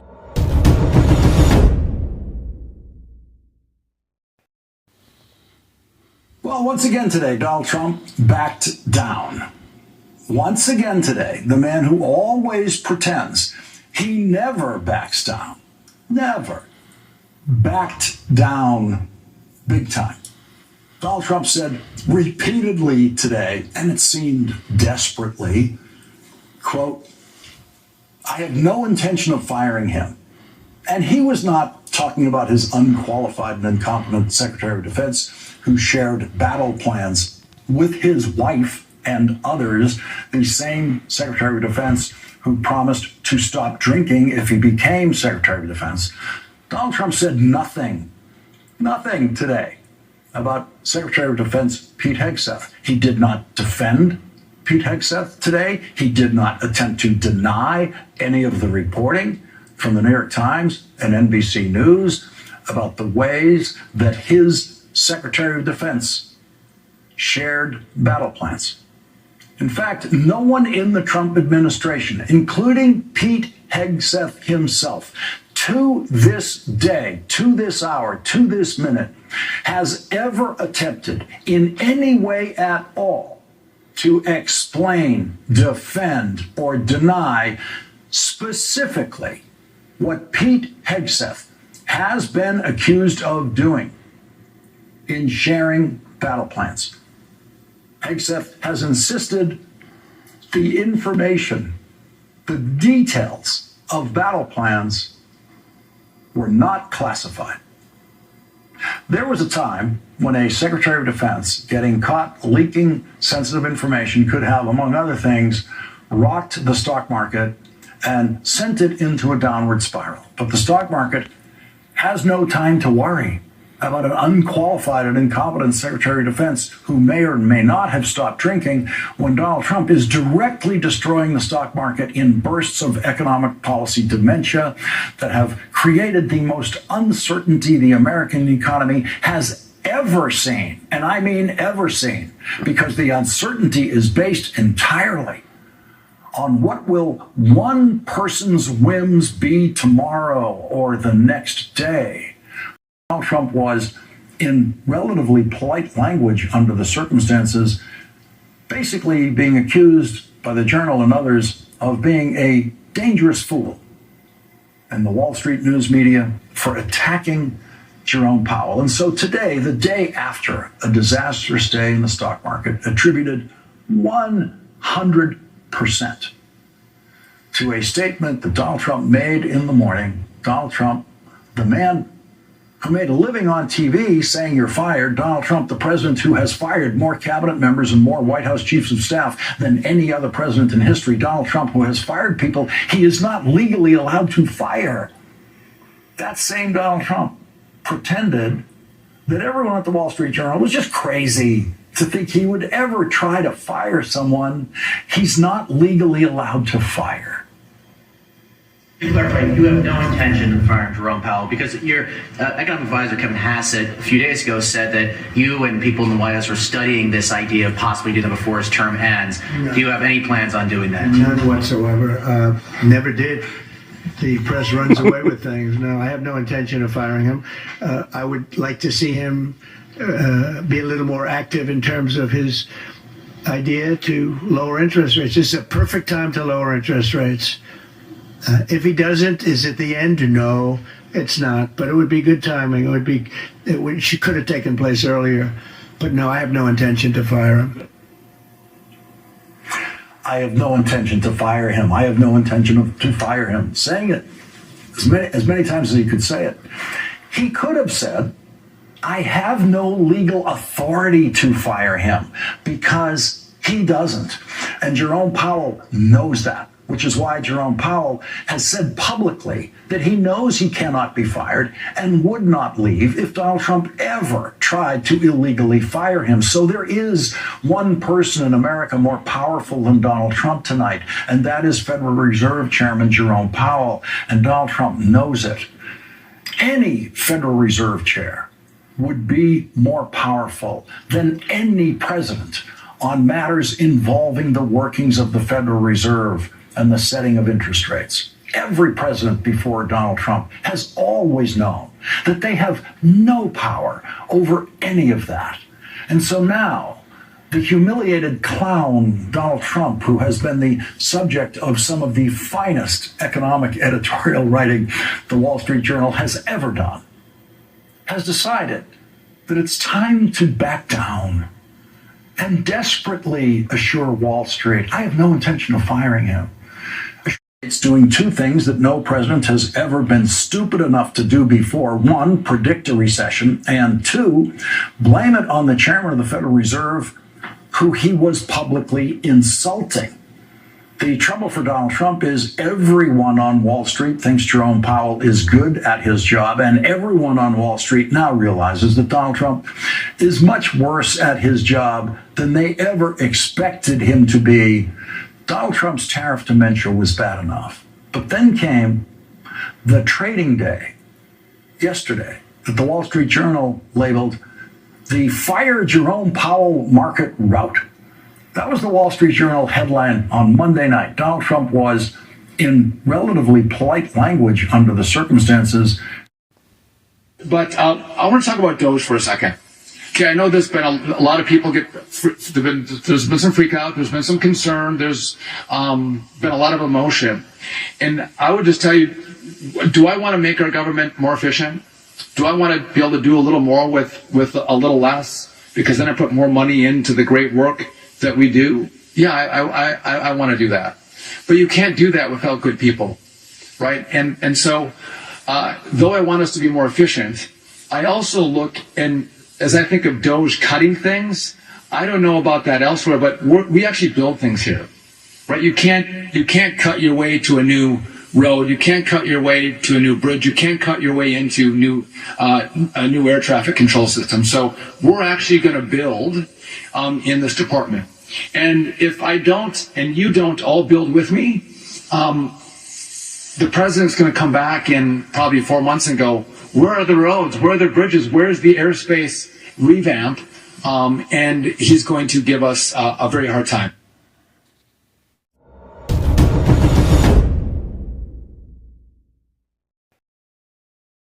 Remember during the campaign when Trump claimed that immigrants were taking black jobs? They're taking black jobs. Well, Trump just fired Air Force General C.Q. Brown, the highest-ranking black person in the military, and replaced him with a lower-ranking white guy. General Charles Quinton Brown Jr. served as the 22nd Chief of Staff of the Air Force from 2020 to 2023.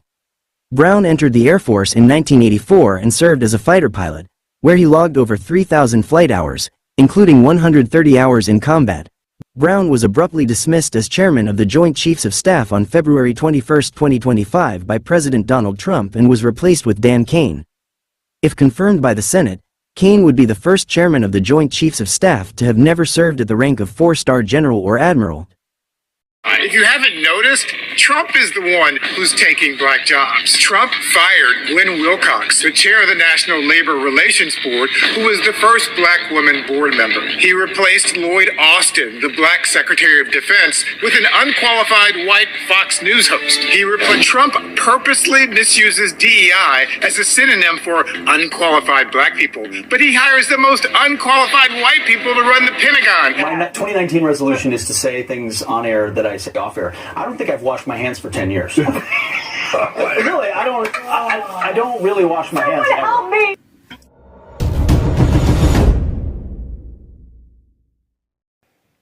Nobody's texting war plans. Well, I noticed this morning, out came something that doesn't look like war plans. And as a matter of fact, they even changed the title to attack plans, because they know it's not war plans. There's no units, no locations, no routes, no flight paths, no sources, no methods, no classified information. Deceitful and highly discredited so-called journalist who's made a profession of peddling hoaxes time and time again. Nobody was texting war plans, and that's all I have to say about that. I'm going to be responsible here and not disclose the things that I read and saw. I will describe them to you. The specific time of a future attack, specific targets, including human targets, meant to be killed in that attack, weapon systems, even weather reports, or, that the government is I don't know why Hexet was sharing it with everybody. I mean, the precise detail of, and then a long section on sequencing.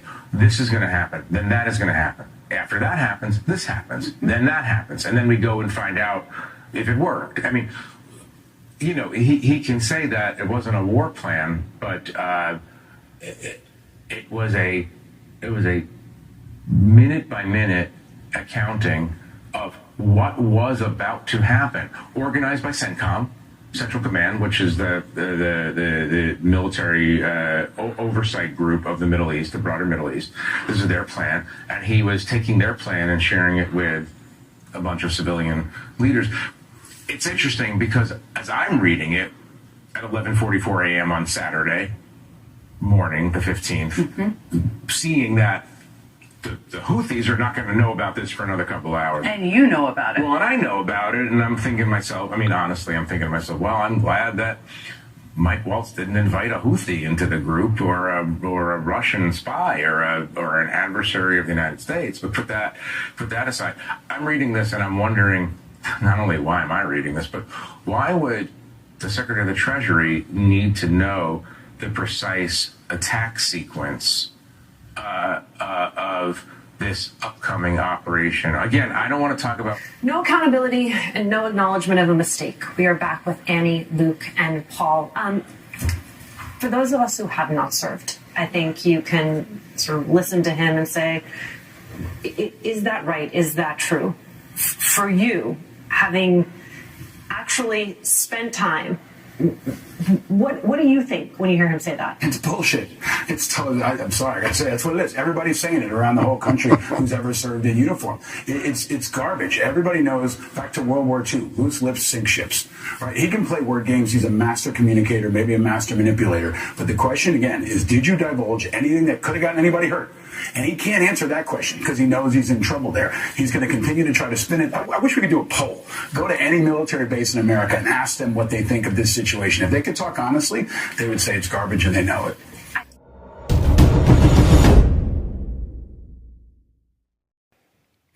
And here's where I'm concerned. Senator Coleman, introducing you, and this is a quote, he said, "He has struggled and overcome great personal challenges," unquote. You walk in here saying that you've had personal and character issues in your past, including heavy drinking, which you wrote about. And you said, and this is a quote from you, that you said, "I sit before you as an open book." Yet you haven't actually said what personal challenges it is that you've overcome when you've been asked about them. So I'm going to give you an opportunity here to be as forthright as you say you want to be.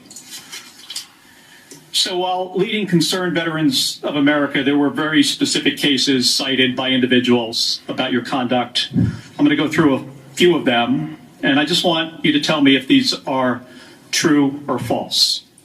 Very simple. On Memorial Day 2014, at a CVA event in Virginia, you needed to be carried out of the event for being intoxicated. Senator, anonymous smears. Just true or false? Very simple. Summer of 2014 in Cleveland, drunk in public with the CVA team. Anonymous smears. I'm just asking for true or false questions. True or false answers. An event in North Carolina, drunk in front of 3 young female staff members after you had instituted a no alcohol policy and then reversed it. True or false? Anonymous smears. December of 2014 at the CVA Christmas party at the Grand Hyatt at Washington, D.C., you were noticeably intoxicated and had to be carried up to your room. Is that true or false? Anonymous smears. Another time, a CVA staffer stated that you passed out in the back of a party bus. Is that true or false? Anonymous smears. In 2014, while in Louisiana on official business for CVA, did you take your staff, including young female staff members, to a strip club? Absolutely not. Anonymous smears. So, is it accurate that the organization reached a financial settlement with a female staffer who claimed to be at a strip club with you, and there was a colleague who attempted to sexually assault her? Was there a financial settlement? Senator, I was not involved in that. I don't know the nature of how that played out. But you understand there was a financial settlement for a young female staffer who accused another member of the organization, not you, of sexual assault in a strip club. We have multiple statements on the record referring to that. But you claim you were not there when that occurred. Absolutely not. Now, the behavior I cited, if true, do you think that this behavior of intoxication, going into these type of establishments, women on your staff being so uncomfortable that they have to file these sort of harassment claims, do you think this is appropriate behavior for a leader? Senator, the overwhelming majority of anyone who's worked for me, including the on-the-record statements that have been submitted to this, with their name on it, on the record, men and women who worked with me every day, are the overwhelming preponderance of evidence that testify to my leadership and professionalism in leading Vets for Freedom and Concerned Veterans for America. Okay. My leadership has been completely impugned on these veterans organizations that did fantastic work. Mr. Hexet, I'm not even going to go into the... I'm not even going to go into the accusations. And we manage our financial books with integrity across the board. How many people, everybody who runs a campaign... I have limited time. I'm not going to get into the accusations that come from Fox News. You have some of your Fox News colleagues here. There are multiple instances of accusations against you about drinking on the job. All anonymous, all false, all refuted by my colleagues who I worked with for 10 years at 6 a.m. to 9 p.m. and everything. The challenge here for me, Mr. Hexet, only see me being professional is when there is discussion about personal challenges and you admittedly had issues with heavy drinking. It's hard to kind of square this, to square the circle here. It's kind of a difficult thing to do. Let me ask you, if I have about 90 seconds left here, if you had to answer these questions about sexual assault against you and your drinking and your personal conduct, would it have been different if you were under oath? Senator, all I'm pointing out is the false claims against me. Okay, I take it you do not want to answer that question. I walked into this hearing this morning concerned that you haven't demonstrated adequate leadership in your civilian roles. And this is a dangerous world we're living in here. And America cannot afford a Secretary of Defense who is unprepared for that mission. I'm going to leave with concerns about your transparency. You say you've had personal issues in your past, yet when asked about those very issues, you blame an anonymous smear campaign, even when many of these claims are not anonymous. Which is it? Have you overcome personal issues, or are you the target of a smear campaign? It can't be both. It's clear to me that you're not being honest with us or the American people because you know the truth would disqualify you from getting the job. And just as concerning as each of these specific disqualifying accusations are, what concerns me just as much is the idea of having a Secretary of Defense who is not transparent. Thank you, Mr. Chairman. I yield back my 2 seconds. Thank you. Alarming reports reveal deepening turmoil at the Pentagon under Defense Secretary Pete Hegseth. Politico reporting Hegseth's chief of staff will soon step down, and that 3 other top officials were put on leave and then fired over their role in the Signal chat scandal. In a Washington Post report, the 3 officials claimed they were never told what they were investigated for or if there was even a real investigation of leaks to begin with. Joining us now is former Deputy Pentagon Press Secretary Sabrina Singh. Sabrina, thanks for joining us. And you know, Hegseth's already short-handed leadership team is now without 4 of the senior officials I was just describing. He also oversaw the removal of almost a dozen senior military leaders, including the chairman of the Joint Chiefs of Staff.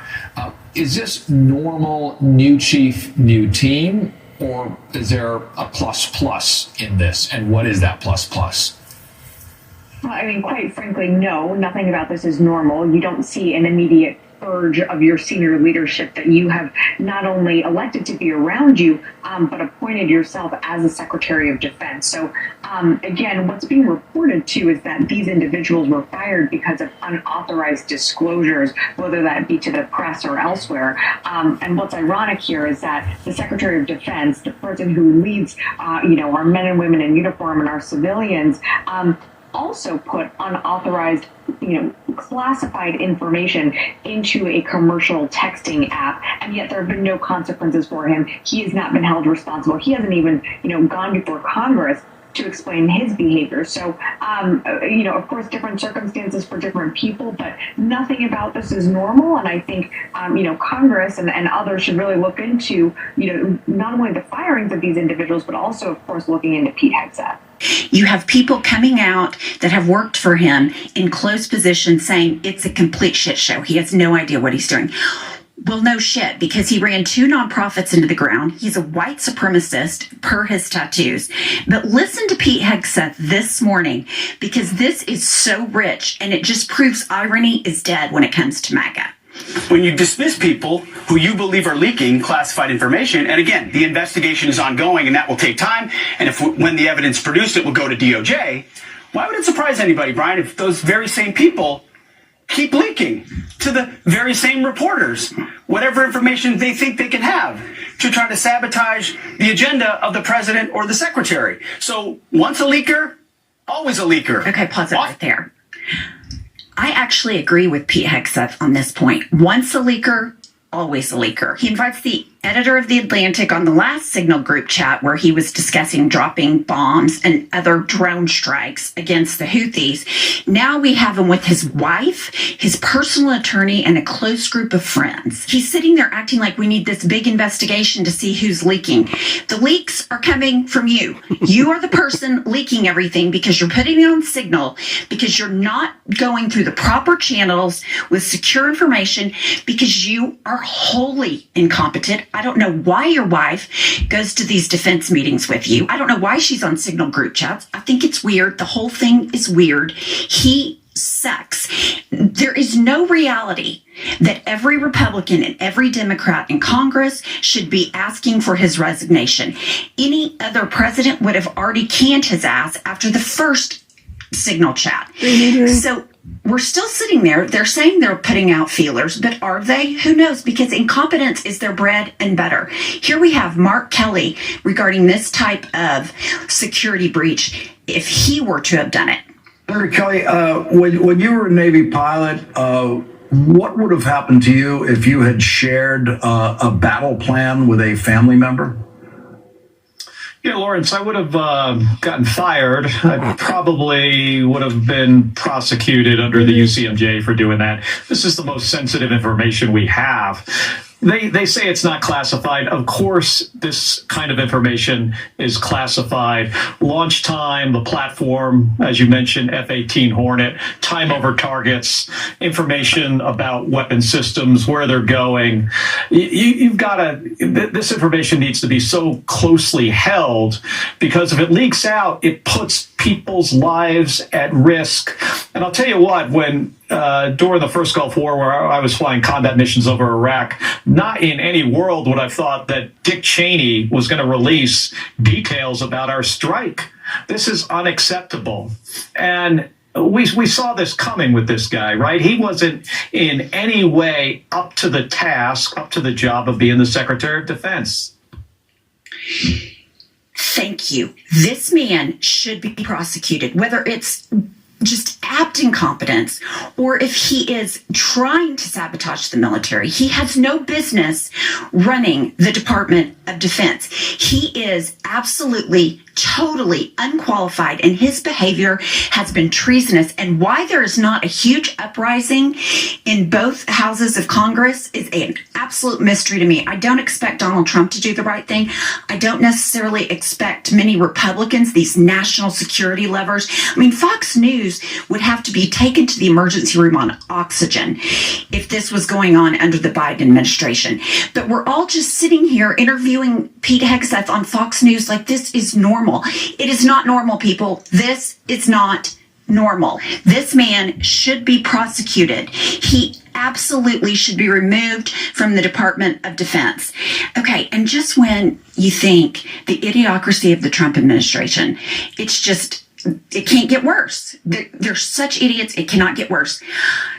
Christy Nome says, hold my beer. Now, I don't know how this happens. Okay, Caitlin Collins report, a thief stole DHS Secretary Christy Nome's bag this weekend, including her driver's license, medication, apartment keys, passport, DHS access badge, makeup bag, blank checks, and about $3,000 in cash. Okay, number one, she has security. I mean, she's running around in her bulletproof vest and her guns. She has Secret Service detail for security. What on earth is going on that the person charged with protecting the homeland, the Secretary of the Department of Homeland Security, gets her purse stolen? How does that happen? Like, you have to try to be this stupid. It's just unbelievable that these people are so incompetent. She's running around with her DHS access, her passport, $3,000, which $3,000, that seems like a lot for somebody that has full-time protection. Why would she need that much money? But that's not the point. The point is, these people should not be trusted with Homeland Security, defense secrets, military, nothing. I mean, Trump's running through the economy like his hair's on fire. Elon Musk is the biggest dipshit. He's losing his own empire because he jumped on the Trump train. It's crazy, y'all. It's just crazy. This morning, Defense Secretary Pete Hegseth reportedly used his personal phone to disclose information about U.S. military operations in Yemen. This is a different group chat situation. This is another Signal group chat where he shared sensitive information to sources with knowledge of the matter. Tell NBC News 13 people were in the chat, including Hegseth's wife and brother. The sources say Hegseth sent the messages after an aide warned him to not share sensitive information on Signal. Okay, this comes a month after the editor-in-chief of The Atlantic, Jeffrey Goldberg, revealed the Trump administration accidentally added him to a Signal group chat about Yemen attack plans. National Security Advisor Mike Waltz has taken responsibility for creating that message chain. According to the New York Times, the other group chat was started by Hegseth.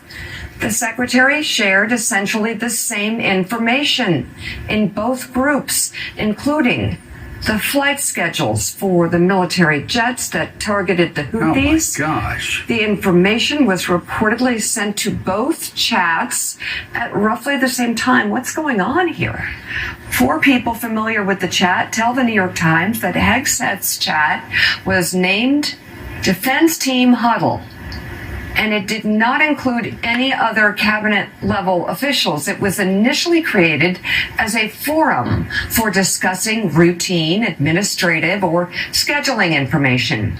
Sources tell the paper Hegseth did not usually discuss sensitive military operations. Hegseth's chat included his wife, who is a former Fox News producer and not a Defense Department employee.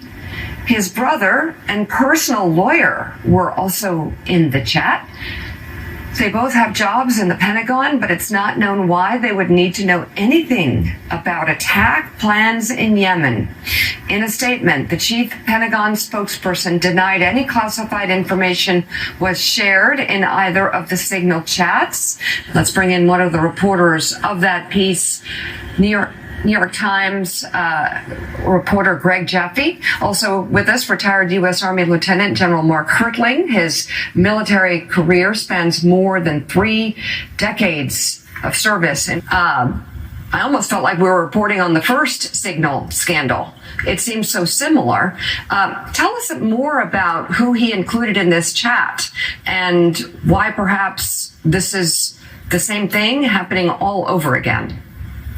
Yeah, so the chat, as you noted, included his wife, his brother, his personal attorney, and most of his inner circle, which has been in a state of tumult these last couple of weeks. And I think it's worth noting it's a very inexperienced inner circle, and he's a very inexperienced secretary. So it's a group of people who hadn't been used to operating at this level of government. And I think that's the other kind of key point here. He doesn't have a lot of experience as senior officials, and he's surrounding himself with people who also kind of lack experience.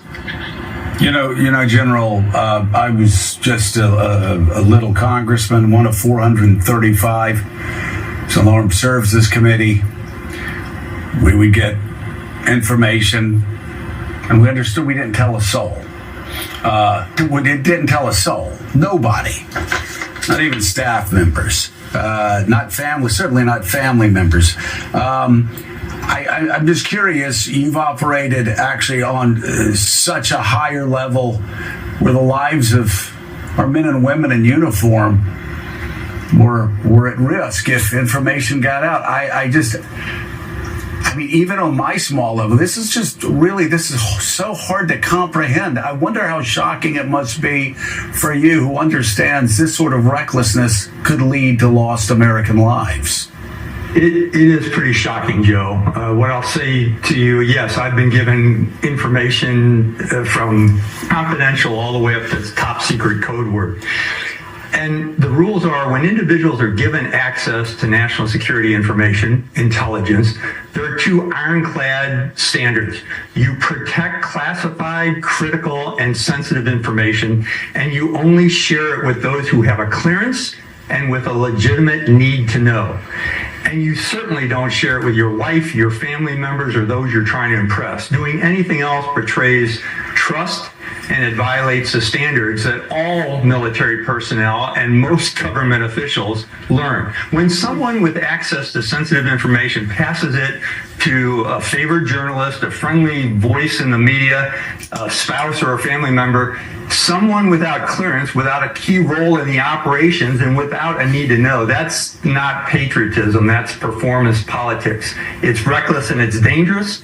It risks operations, it endangers lives, and it weakens U.S. credibility around the world. It also sends the key message that keeping our nation secure is optional, and the people that are doing this truly fully don't understand what our enemies can collect from a resource like a Signals app on a private phone. It's just amazing to me. It's infuriating, and I think most people who have clearances understand the same thing. Well, and General, here we're starting with this map. Anybody else would have been fired. This is bullshit. Anybody that ever worked in the Pentagon know that sharing classified information, and this was highly classified, would have been like Donald Trump said, you're fired. You know, as a matter of fact, Donald Trump should be fired for hiring this guy and for not calling him out. You know, he should be impeached. But nope, he's one of Donald Trump's minions. Let's start with Elon Musk. Max, you are not just a former member of Congress, you served in our military. What is your take? Understand that when Elon Musk walks into any government agency, he is the boss. He's treated like the boss, he's feted like the boss, and he has provided any information that the boss would get. This guy is running the show. And that's why, it's difficult at this stage to have friction in this administration because basically it's filled with sycophants.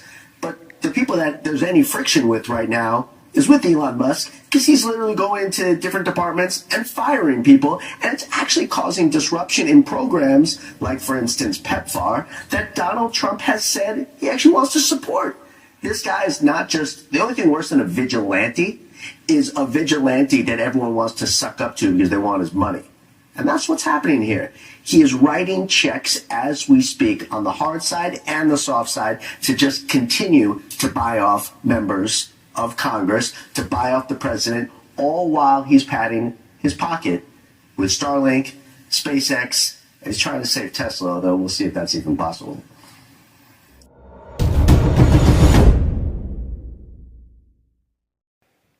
Every race has an asshole. Black, white, Chinese, Indian. Well, this guy is a Jewish asshole. He's Jewish, and he's an asshole. Who is Howard Lutnick? According to Wikipedia, Howard William Lutnick is an American businessman and philanthropist who has served as the 41st United States Secretary of Commerce since February 21, 2025.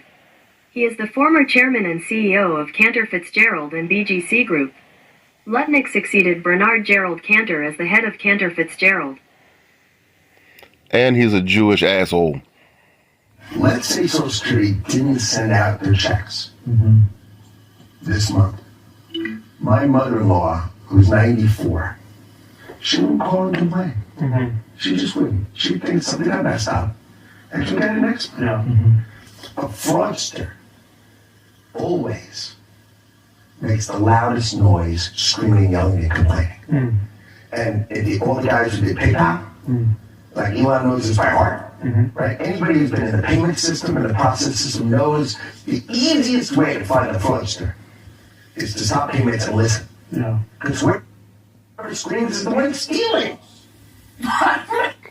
This guy's an out-of-touch Jewish Republican asshole, and somebody need to put their foot up his ass. Your 90-year-old mother-in-law wouldn't complain if she missed a check, because you're a billionaire, you stupid motherfucker. Howard Lutnick, should be Lutlick, is a American billionaire and tycoon. What a fucking jackass. Back to the show. What an asshole. He's asshole number one. Trump's asshole number one. That guy's asshole number 3. And Elon's asshole number 2. His mother wouldn't complain because he's got a billionaire for his son. Exactly. His son made $364 income in this past month. He said, by the way, he's like running the Commerce Department.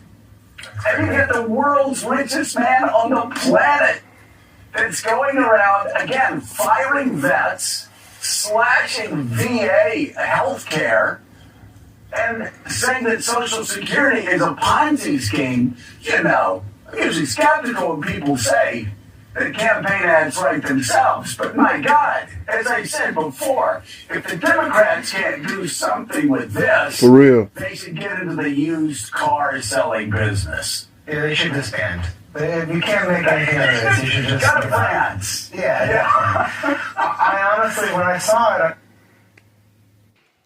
For real, yep. The Republican assholes are giving the Democrats some good material to use for the next campaign.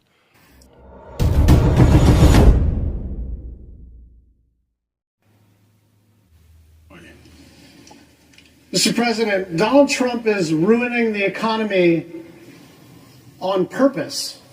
He is ruining the economy on purpose. I'm not sure if there's ever been an American president, let alone a chief executive of any country, that has ruined the economy on purpose. The stock market had its worst day in 5 years yesterday, and I just checked before I delivered these remarks, just before, 5 minutes ago, 1,600 down on the Dow Jones.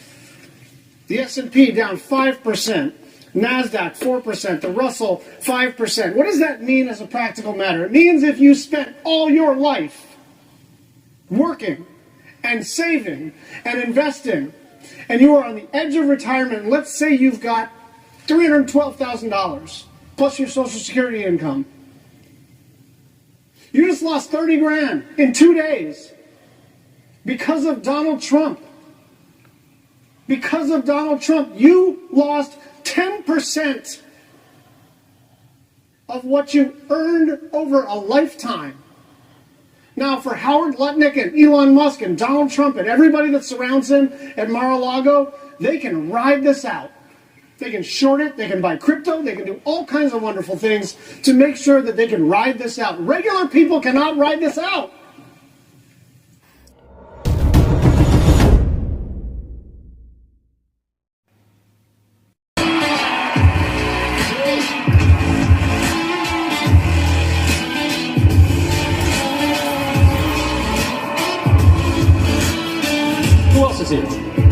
Well, President Milei has a gift for me.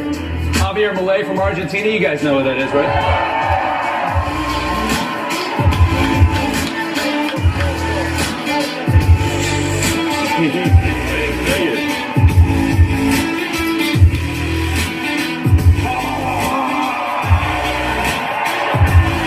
This is the chainsaw for bureaucracy. Chainsaw!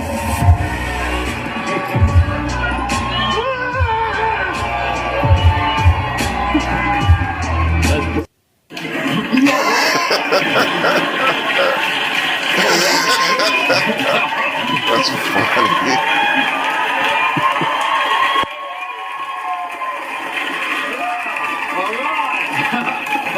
Check it out, Doc Mega. Elon Musk does not appear to be a fan of Dana Carvey's impression of him, which was debuted on the most recent episode of Saturday Night Live. On November 9th, the SNL alum Federal workers received a second email demanding 5 things they accomplished in the last week or risk being fired. The emails have been created by the Elon Musk-led Department of Government Efficiency. These are the Doge assholes that are illegally hacking up the government computers, also better known as the douche goons. And endorsed by President Donald Trump. There's a lot of genius in sending it. But many agencies have been giving their employees conflicting guidance on how to respond. Guidance that has still not been cleared up. While this weekend, Democrats warning that Musk may turn to cutting benefits for Americans after he criticized Social Security last week. Social Security is the biggest Ponzi scheme of all time. Right, explain that. Oh, so, people pay into Social Security, and the money goes out of Social Security immediately, but the obligation for Social Security is your entire retirement career. If you look at the future obligations of Social Security, it far exceeds the tax revenue. So again, I've been given political advice for very many years, and I'm not sure I was ever any good at this, but I would never advise anyone to say, quote, Social Security is the biggest Ponzi scheme of all time. It's life and death, it's medicine and food and heat for a lot of people, and it embodies, it encapsulates this callous indifference. I was talking about it. Security is the biggest Ponzi scheme of all time. Senators quickly responding. Now, I think what Musk, the wealthiest guy in the world, just said is totally outrageous. While the changes by Musk's team are still being felt, including at USAID, the agency that handles America's foreign aid, where an official, Nick Heinrich, wrote a memo saying the cuts will, quote, no doubt result in preventable death, destabilization, and threats to national security on a massive scale. He was later placed on administrative leave. Musk's next target, the Department of Defense. The initial review of the Pentagon's massive budget is expected today, as protests in response to the cuts across government continue. We are Rangers! Thousands gathering at national parks across the country to express their outrage. Tonight, authorities investigating what they're calling a targeted attack on a Tesla repair center in Las Vegas. This dramatic video showing multiple cars in flames. According to authorities, the suspected arson occurred early this morning. When police arrived, they found 5 vehicles set on fire or damaged, and the word resist spray painted on the front of the business. We believe the suspect approached the business wearing all black clothing, and he used what appeared to be Molotov cocktails and a firearm to conduct his attack.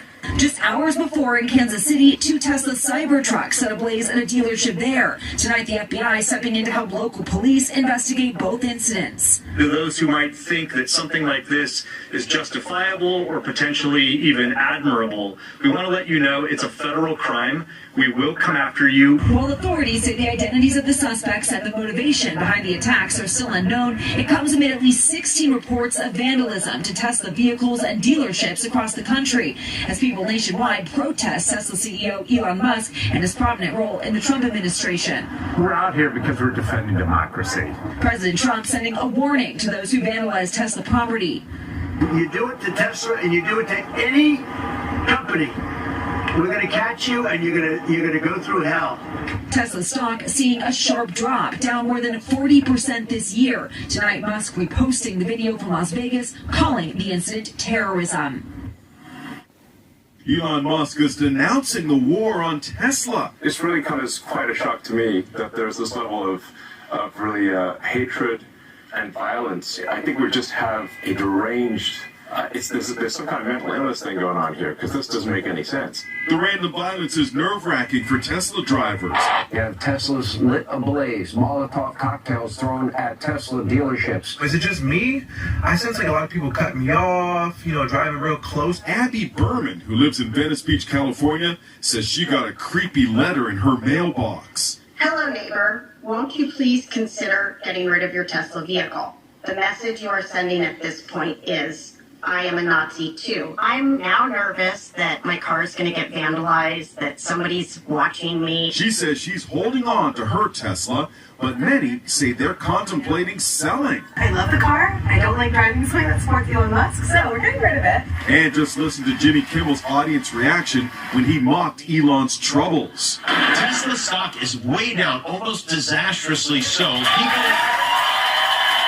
All the hatred is impacting sales, and now one major Tesla investor is calling on Musk to step down. The company's reputation is just being destroyed by Elon Musk, and sales are plummeting. I think Tesla needs a new CEO. Musk tells Fox News he believes it's all a conspiracy funded by his political enemies. I think there are larger forces at work as well. I mean, I don't know who's funding it and who's coordinating it, because this is crazy. I've never seen anything like this. Trump calling Powell, quote, a major loser and pressing him to cut interest rates. But the biggest shocker on Wall Street is Tesla.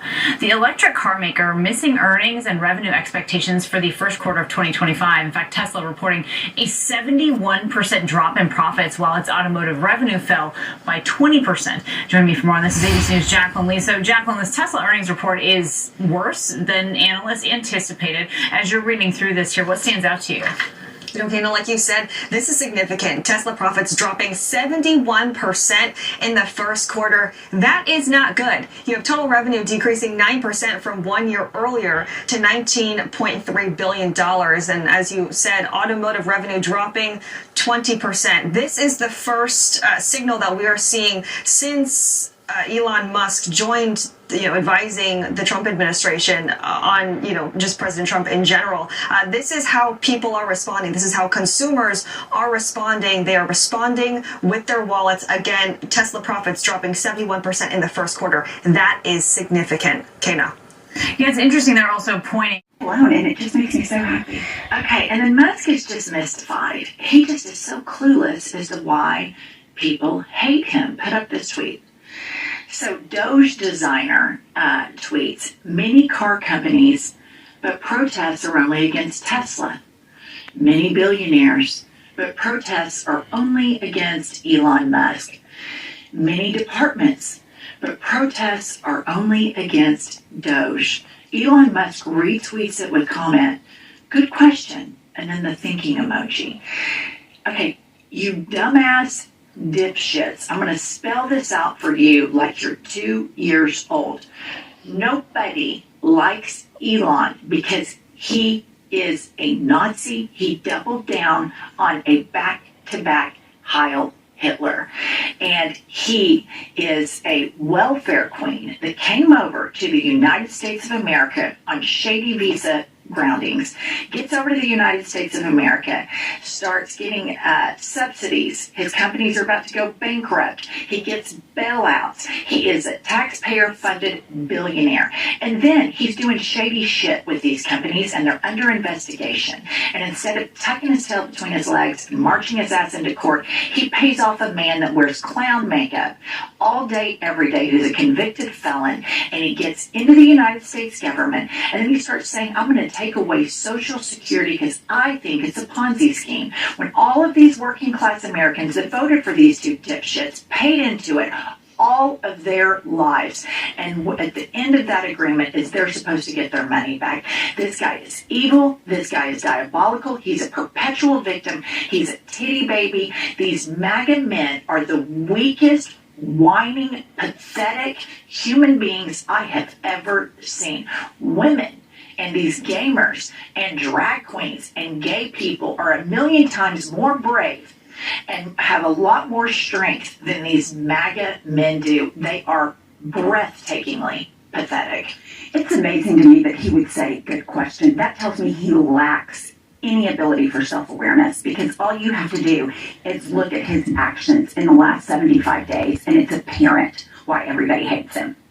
And in red states nationwide, Republicans continue to face the heat from their constituents. In Kansas, Senator Roger Marshall ended a town hall early to avoid a hostile crowd. Remember being elected from the whole I'm going to say this one time. If you all keep cutting me off, if you're rude, which you're being, I'm going to leave. Mr. President, the Trump administration is corrupt. It is easily the single most corrupt and lawless administration in American history. And it would be exceedingly difficult to debate that simple proposition, because notwithstanding all of the whataboutism we occasionally hear, there is really no denying it. The self-dealing by unelected billionaires like Elon Musk, the presidential meme coins, the quid pro quos, the dismissal of corruption cases in exchange for help on the president's policy agenda, the dismissal of national security personnel, not on the basis of national security, but on the word of right-wing cranks, the deportation of someone to a maximum security prison in another country on the basis of a clerical error, the mass illegal firings, the reckless use of commercial apps for classified information, the scorning of court orders, the phony math to hide the deficit exploding impact of tax cuts for billionaires, the attacks on Social Security, calling it a Ponzi scheme, when people are making the attacks, those that are making the attacks are the con men who want to raid the hard-earned retirement funds belonging to our nation's seniors and veterans. The swamp is full, it is overflowing, and Donald Trump is standing right in the middle of it, up to his ears in the filth. And it is plainly obvious to anyone who is watching that the president simply doesn't care about anyone but himself. Not you, not your families, certainly not the American people. He is in it for himself. While your retirement savings are being wiped out, he's playing the back nine at his country club. Oh, caddy, would you hand me a number 6? Now the Trump administration's abundant corruption doesn't happen in a vacuum. His corrupt self-dealing doesn't just boost his own bottom line and that of his wealthy donors. It hurts everyday Americans. It hurts Californians. It hurts all of us. Thanks very much. Welcome, Mr. Bisignano. This is Sheldon Whitehouse. He reminds me of Walter Matthau.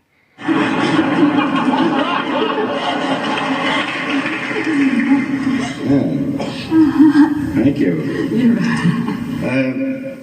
The other day, as I was falling off my bicycle,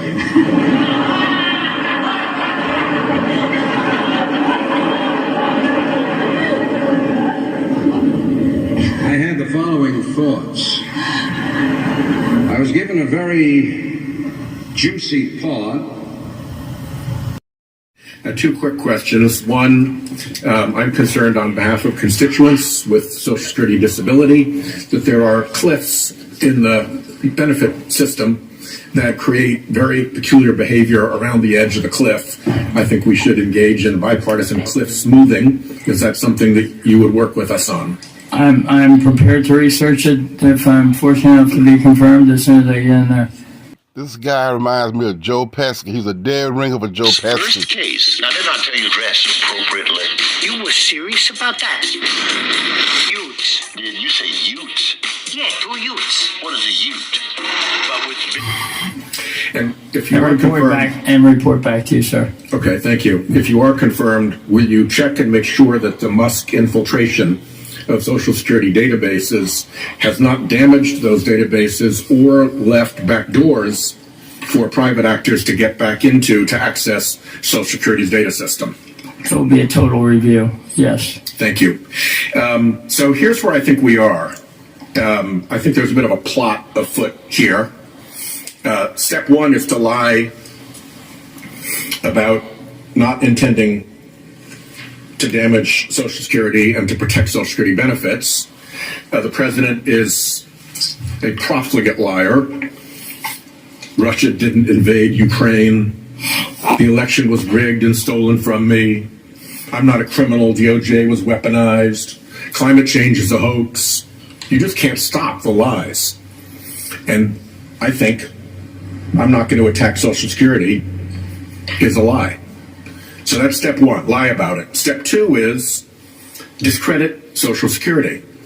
Trump and Musk have been lying loudly about imaginary Social Security fraud, which seems to me to be an effort to lower public confidence in the program. They falsely called it a Ponzi scheme. Well, if those things aren't true, why are they saying that? What is the motive behind those lies? I think the motive is to discredit the system. Then you send in your Musk characters and you start them messing around in the operations of Social Security to damage it. And as we were sitting here, Mr. Bisignano, here comes the breaking news from the Washington Post. Headline, Social Security is breaking down amid long waits, waves of calls, and web crashes. A flood of cuts led by Elon Musk has sent the agency in a meltdown as a new commissioner, prepares to take charge. So you also have the billionaire commerce secretary saying that an interruption of benefits would be a good way to sniff out fraud, because the only people who complain when their benefits were interrupted would be the fraudsters, which is idiotic, frankly, but it is part of this campaign to disrupt as well as discredit Social Security so that there is then an interruption of benefits. Once there's an interruption of benefits, then Trump can declare an emergency in Social Security and send in the tech bros and the private equity folks, some of whom are already messing around in Social Security, to say, oh, to save Social Security, we have to take it over. We got to have the tech bros and the private equity people take over Social Security. And then that's it. The long-standing Republican goal of getting rid of Social Security as a public program is achieved, and under the pretense that they've saved it, broken it in order to save it. Will you? Let's just say that that turns out to be the set of facts that you determine to be the accurate case once you get over there. Will you participate in or defend against that scheme? Well, I think my job as a commissioner is to ensure that every beneficiary receives their payments on time, that disability claims are processed in the manner they should be. So my first actions are going to be to get organized around delivering the services. And I've only been given one order, which is to run the agency in the right fashion. And what role will privatizing Social Security, bringing in private equity and tech people, and giving Elon Musk and his little crowd a role have in all of that? I've never thought about privatizing. It's not a word that anybody's ever talked to me about, and I don't see this institution as anything other than a government agency that gets run for the benefit of the American public. Let's hope that that is the way this ends. Thank you.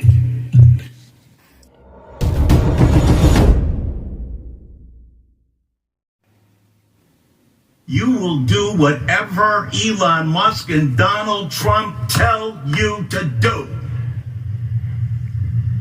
Where's the independence of the committee? Where's the legislature? We're an equal branch of government. And you start off with a blather, and yet look at the empty seats here. Where's Elon Musk? When this committee, the oldest and most continuous in the Congress, neglects its responsibility and essentially holds this hearing today to block any further discussion. The men and women on this committee are good people. They're honest and caring people. And that's why I do not understand why you would relegate this committee to no longer being of significance and resort to saying you will do whatever Elon Musk and Donald Trump tell you to do. Where's the independence of the committee? Where's the legislature? We're an equal branch of government. And you start off with a blather, and yet look at the empty seats here. Where's Elon Musk? I'm sure he's a genius and is a very credible person because of the wealth he's accumulated. But that does not put him above the law or the responsibility to come before this committee in this Congress. If he's so great, if these plans and all the fraud and abuse that he found are so evident, why isn't he here explaining it? You know why. Because he's out to privatize Social Security. He's been on television the last couple of days talking exactly about Social Security, Medicare, and Medicaid, and what he intends to do. Privatize it. The American people, some of them may have been born at night, but not last night. My view, and what I have heard from many, many people, is that they will not accept an oligarchic form of society where a handful of billionaires control our government, where the wealthiest person on earth, Mr. Musk, is running all over Washington, D.C., slashing the Social Security Administration so that our elderly people today are finding it extremely difficult to access the benefits that they paid into. Where Mr. Musk and his friends are slashing the Veterans Administration so that people who put their lives on the line to defend us will not be able to get the health care that they are entitled to or get the benefits that they are owed in a timely manner. Slashing the Department of Education, slashing USAID, And why is all of this slashing taking place? It is taking place so that the wealthiest people in this country can receive over $1 trillion in tax breaks. Now, I don't care if you are a Democrat, a Republican, or an independent. There are very few people in this country who think that you slash programs that working families desperately need in order to give tax breaks to billionaires. And these veterans and Americans all over our nation will not accept an authoritarian form of society with a president who undermines our Constitution every day. Every day there's something else out there where he's undermining our Constitution and threatening the very foundations of American democracy. That is not what people fought and died to allow to happen.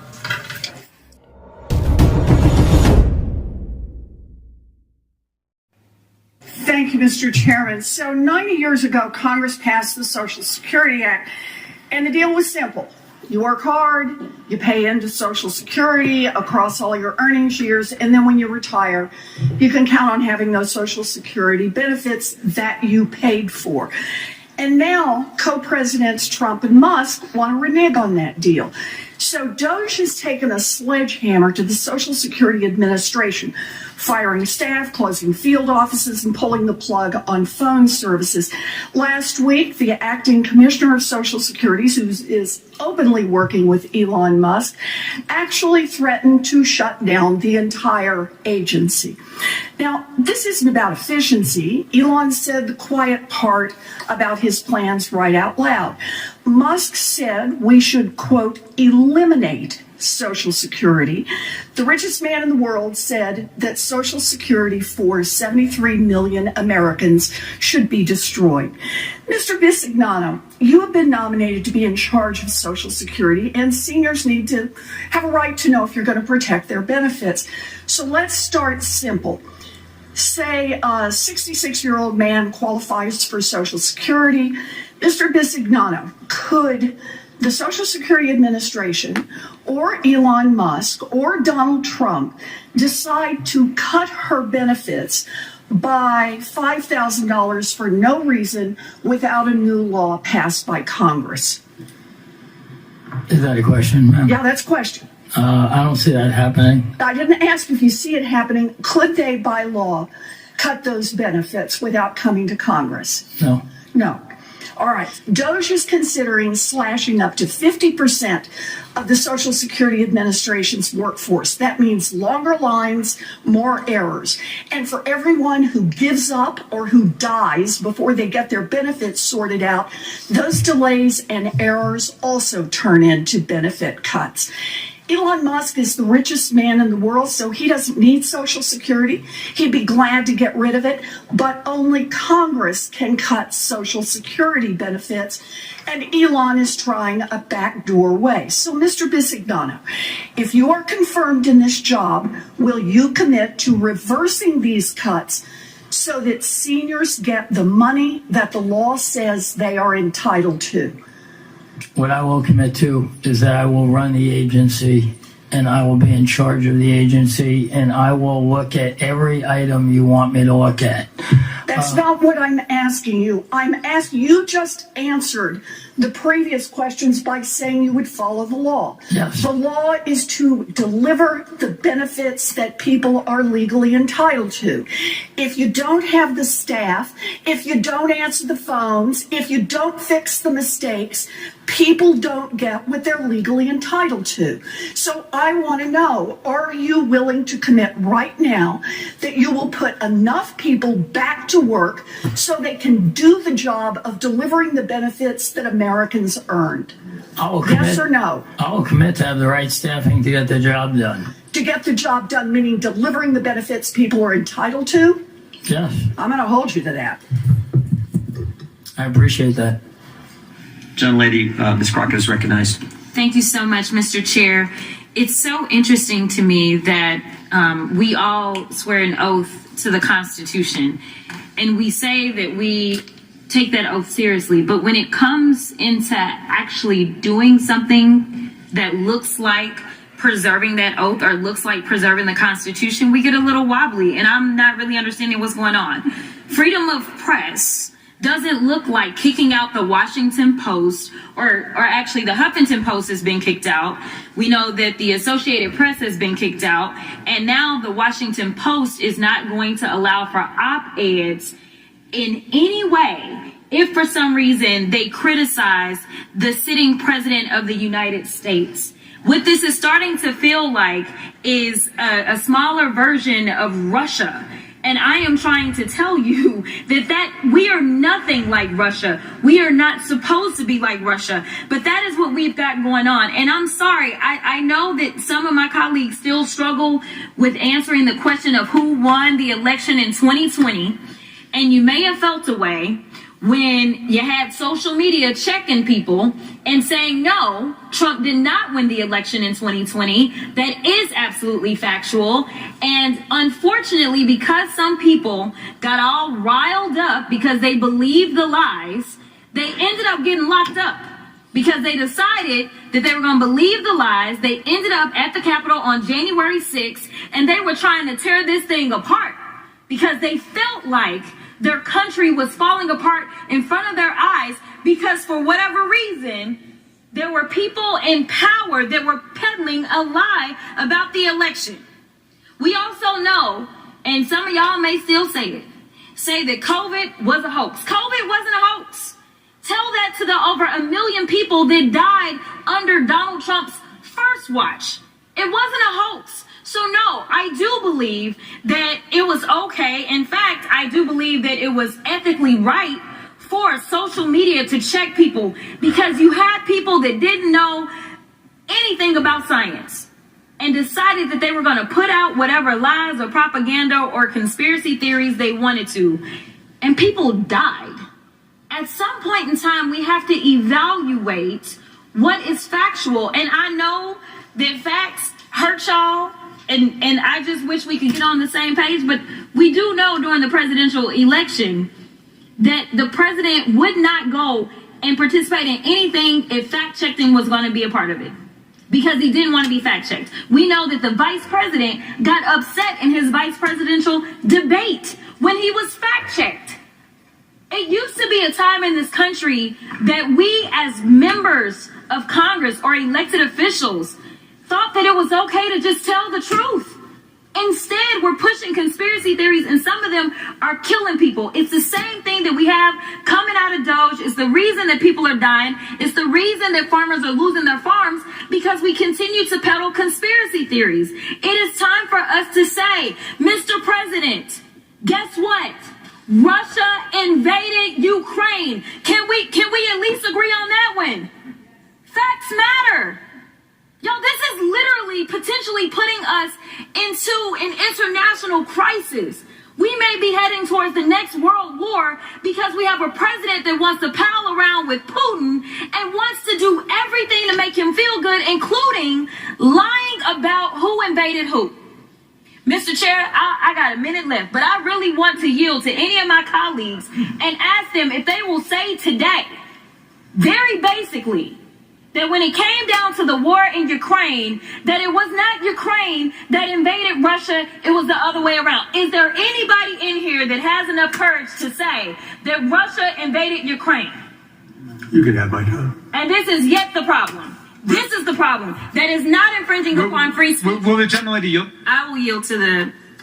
Thank you, Ms. Crockett. To be clear, your challenge, I think, was across the aisle, because I think every member on your side of the aisle agrees with the obvious facts that Vladimir Putin ordered the filthy, bloody, imperialistic invasion of Ukraine. And in fact, at the time, Donald Trump as president never denied it. In fact, he praised it. He said it was, quote, an act of genius when Putin ordered the invasion of Ukraine. So I would hope some of our colleagues would consent to at least that historical point, since we think history is so important. There are people who want to relive that in our oversight report.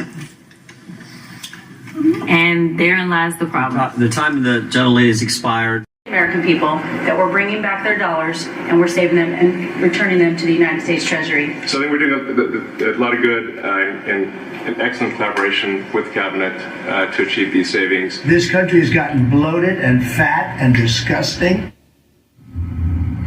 That's a little bit descriptive. These guys have promised us that the reason they are gutting the government is to save you money, save all of us money. But here's the thing. When you take a step back and look at what they're actually doing, you begin to realize they're not doing a very good job of saving us money.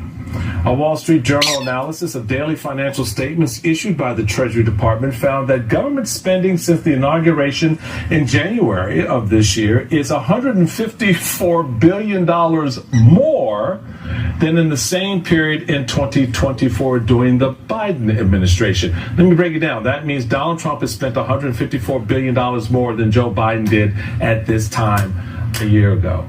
The analysis essentially shows that Elon Musk's slash and burn philosophy isn't saving the American taxpayer money at all, which explains why he lowered his projected savings dramatically yesterday during a cabinet meeting. I just want to say you're right to be concerned about Elon Musk because he's an unelected billionaire who has a tremendous amount of influence, and it's not the same as civilian employees that other agencies have had. When he was asked about it, they said he wasn't even in charge of Doge. They tried to hide the ball. If he is finding all of this waste, fraud, and abuse, come before Congress, lay it out. Not through a series of tweets, not through these unverified reports that he's putting out. And it's very peculiar how, at the same time, 7,000 Social Security employees are fired, 6,000 from the Veterans Administration are fired. His company is getting more contracts and making more money off the federal government every day, and not one word is saying about the level of efficiency through must-run federal contracts. He now has Starlink at the White House as a server. What is this? He's aggrandizing himself, and no one is even calling him to account and holding him accountable. Everyone should be concerned about that. This is not normal. This is not regular. For one person to have that kind of access over every agency, over people's data, over security systems, when you are elected, after the election, you are everybody's president. I am everybody's congresswoman. And the fact that so many Americans, Republicans, Democrats, Independents, are concerned by this should be enough for us to have some kind of action to help to ease people's level of discomfort and explain to them this is what is happening. If he has found all of this waste, fraud, and abuse, we don't want that either. But what we're talking about is burning down the house instead of taking. I'm still talking, please. What we're talking about is burning down the house instead of taking out the garbage. What has changed is that there is a sense of fear that has been taking hold in our country. And I understand it. But we're saying people stay quiet. We are seeing organizations stay quiet. We are seeing those who are capitulating to clearly unconstitutional threats. And these are the things that we are witnessing each day in these last few months in our country. Because, there were many things that we knew would happen. Many things. I'm not here, so I told you so.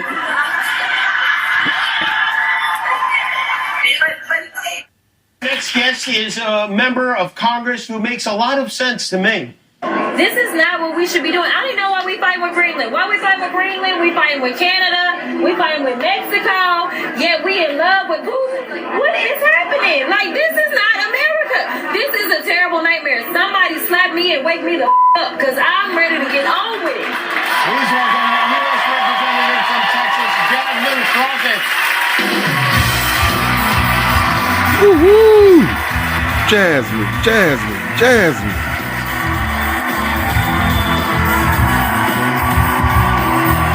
P-H-A-T, fat.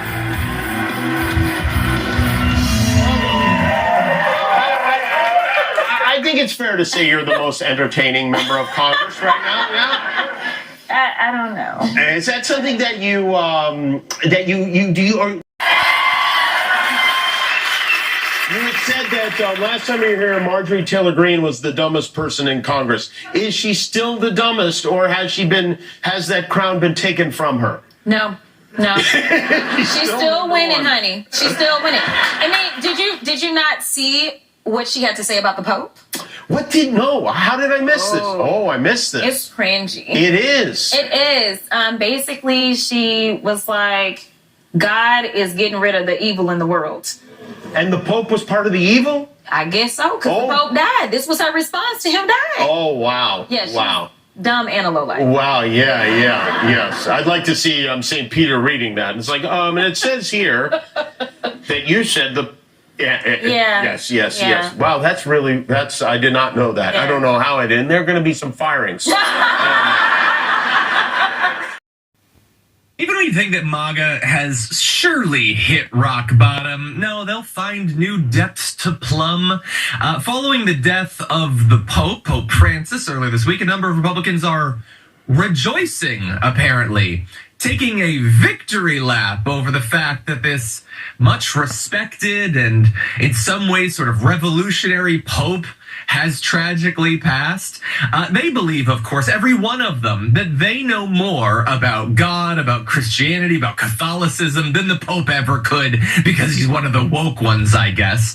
This is what Marjorie Greene, she sort of started this trend of dunking on the now deceased Pope. She posted this yesterday saying, "Today there were major shifts in global leaderships. Evil is being defeated by the hand of God."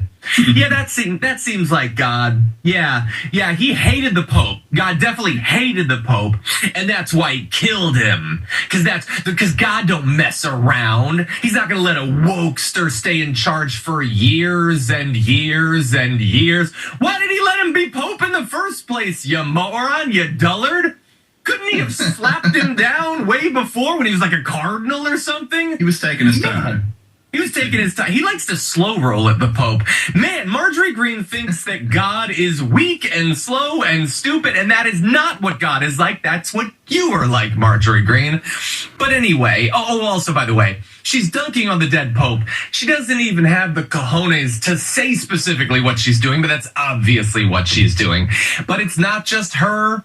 That started the flood. The tsunami followed. Take a look. Seriously, do we want to continue in a basically, sad to say, woke direction in the Catholic Church, or do we want to return to an affirmation of the faith based on what the apostles handed down? And now, it's my honor to have us close out the congressional speakers to introduce to you someone who has been censured but is not silenced, Congressman Al Green.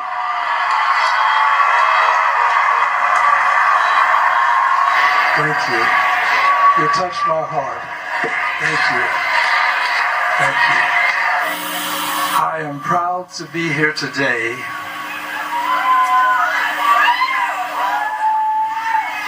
with my colleagues, all of whom are liberated Democrats.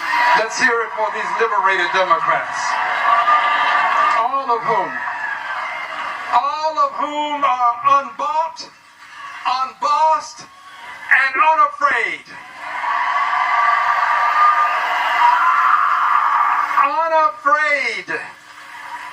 Unafraid to stand up for the many seniors that are among us.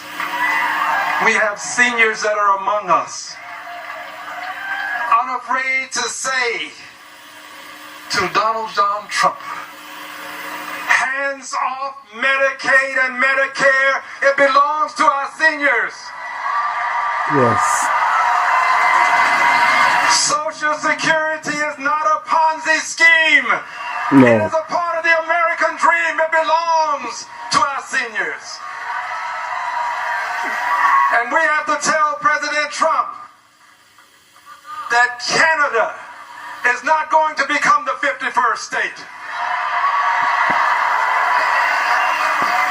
Russia invaded Ukraine.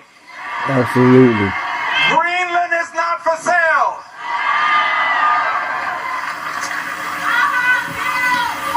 And he also needs to know, dear friends, that Gaza is not going to become a resort.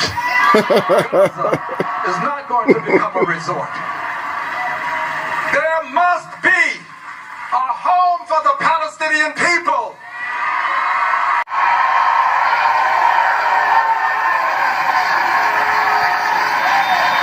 Yeah, there must be. There must be. And I'm here to speak from my heart. This message is from my heart. It's not from my head. This is my heart. I want you to know something. I carry this cane because there are people who don't like me. They don't like my cane. But I carry this cane because after having celebrated my 25th birthday 3 times, 2 years into my 4th 25th, I carry this cane. And I carry this cane because I believe in the 23rd Psalm. That portion that reads, "Yea, though I walk through the valley of the shadow of death, I will fear no evil, because my rod and my staff comforts me." This is my comforter. This is my comforter. And I want you to know that I'm going to take this staff of truth and I'm going to take this rod, and I want President Trump to know that he's not going to have a 3rd term. There will be no 3rd term. No 3rd term. No 3rd term. No 3rd term. No 3rd term. But more important than this, dear brothers and sisters, and I say brothers and sisters because there really is but one race, and that's the human race. Yeah, we're all related. We're all related, and L.S.D. Leakey, a noted anthropologist and paleontologist, reminds us that all of human life can be traced back to a single African woman. So if we're not brothers and sisters, we're at least cousins. So dear cousins, hear this message for Donald Trump, for President Trump. This is more important. I want President Trump to know that I will use my staff of freedom to bring forth, proudly bring forth, a message that should say to him, he may not finish this term. He may not finish this term. He may not finish this term. He may not finish. He may not finish this term. Here's why. Here's why. Here's why. Here's why. Here's why. Here's why. Because you are now sowing the seeds that can lead to a Congress being elected that will have the courage to not only have articles of impeachment filed, but to impeach him a 3rd time. Impeach him a 3rd time. A 3rd time. And a Senate. We need a Senate that will convict him this time. And I want you to know from my heart, I understand that he is a Goliath. He is a Goliath. He has control of the generals and the military. He has control of the Justice Department. He has control of the Republican Party. But my friends, for every Goliath, there is a David. There's a David. These are your Davids. There's a David. And I want you to know, Mr. President, this David is going to bring articles of impeachment against you within the next 30 days. Within the next 30 days. I'm bringing articles of impeachment. I'm coming for you, Mr. President. This David is coming for you. You don't deserve the office you hold. You can't be entrusted with liberty and justice for all. You can't be entrusted with government of the people, by the people, for the people.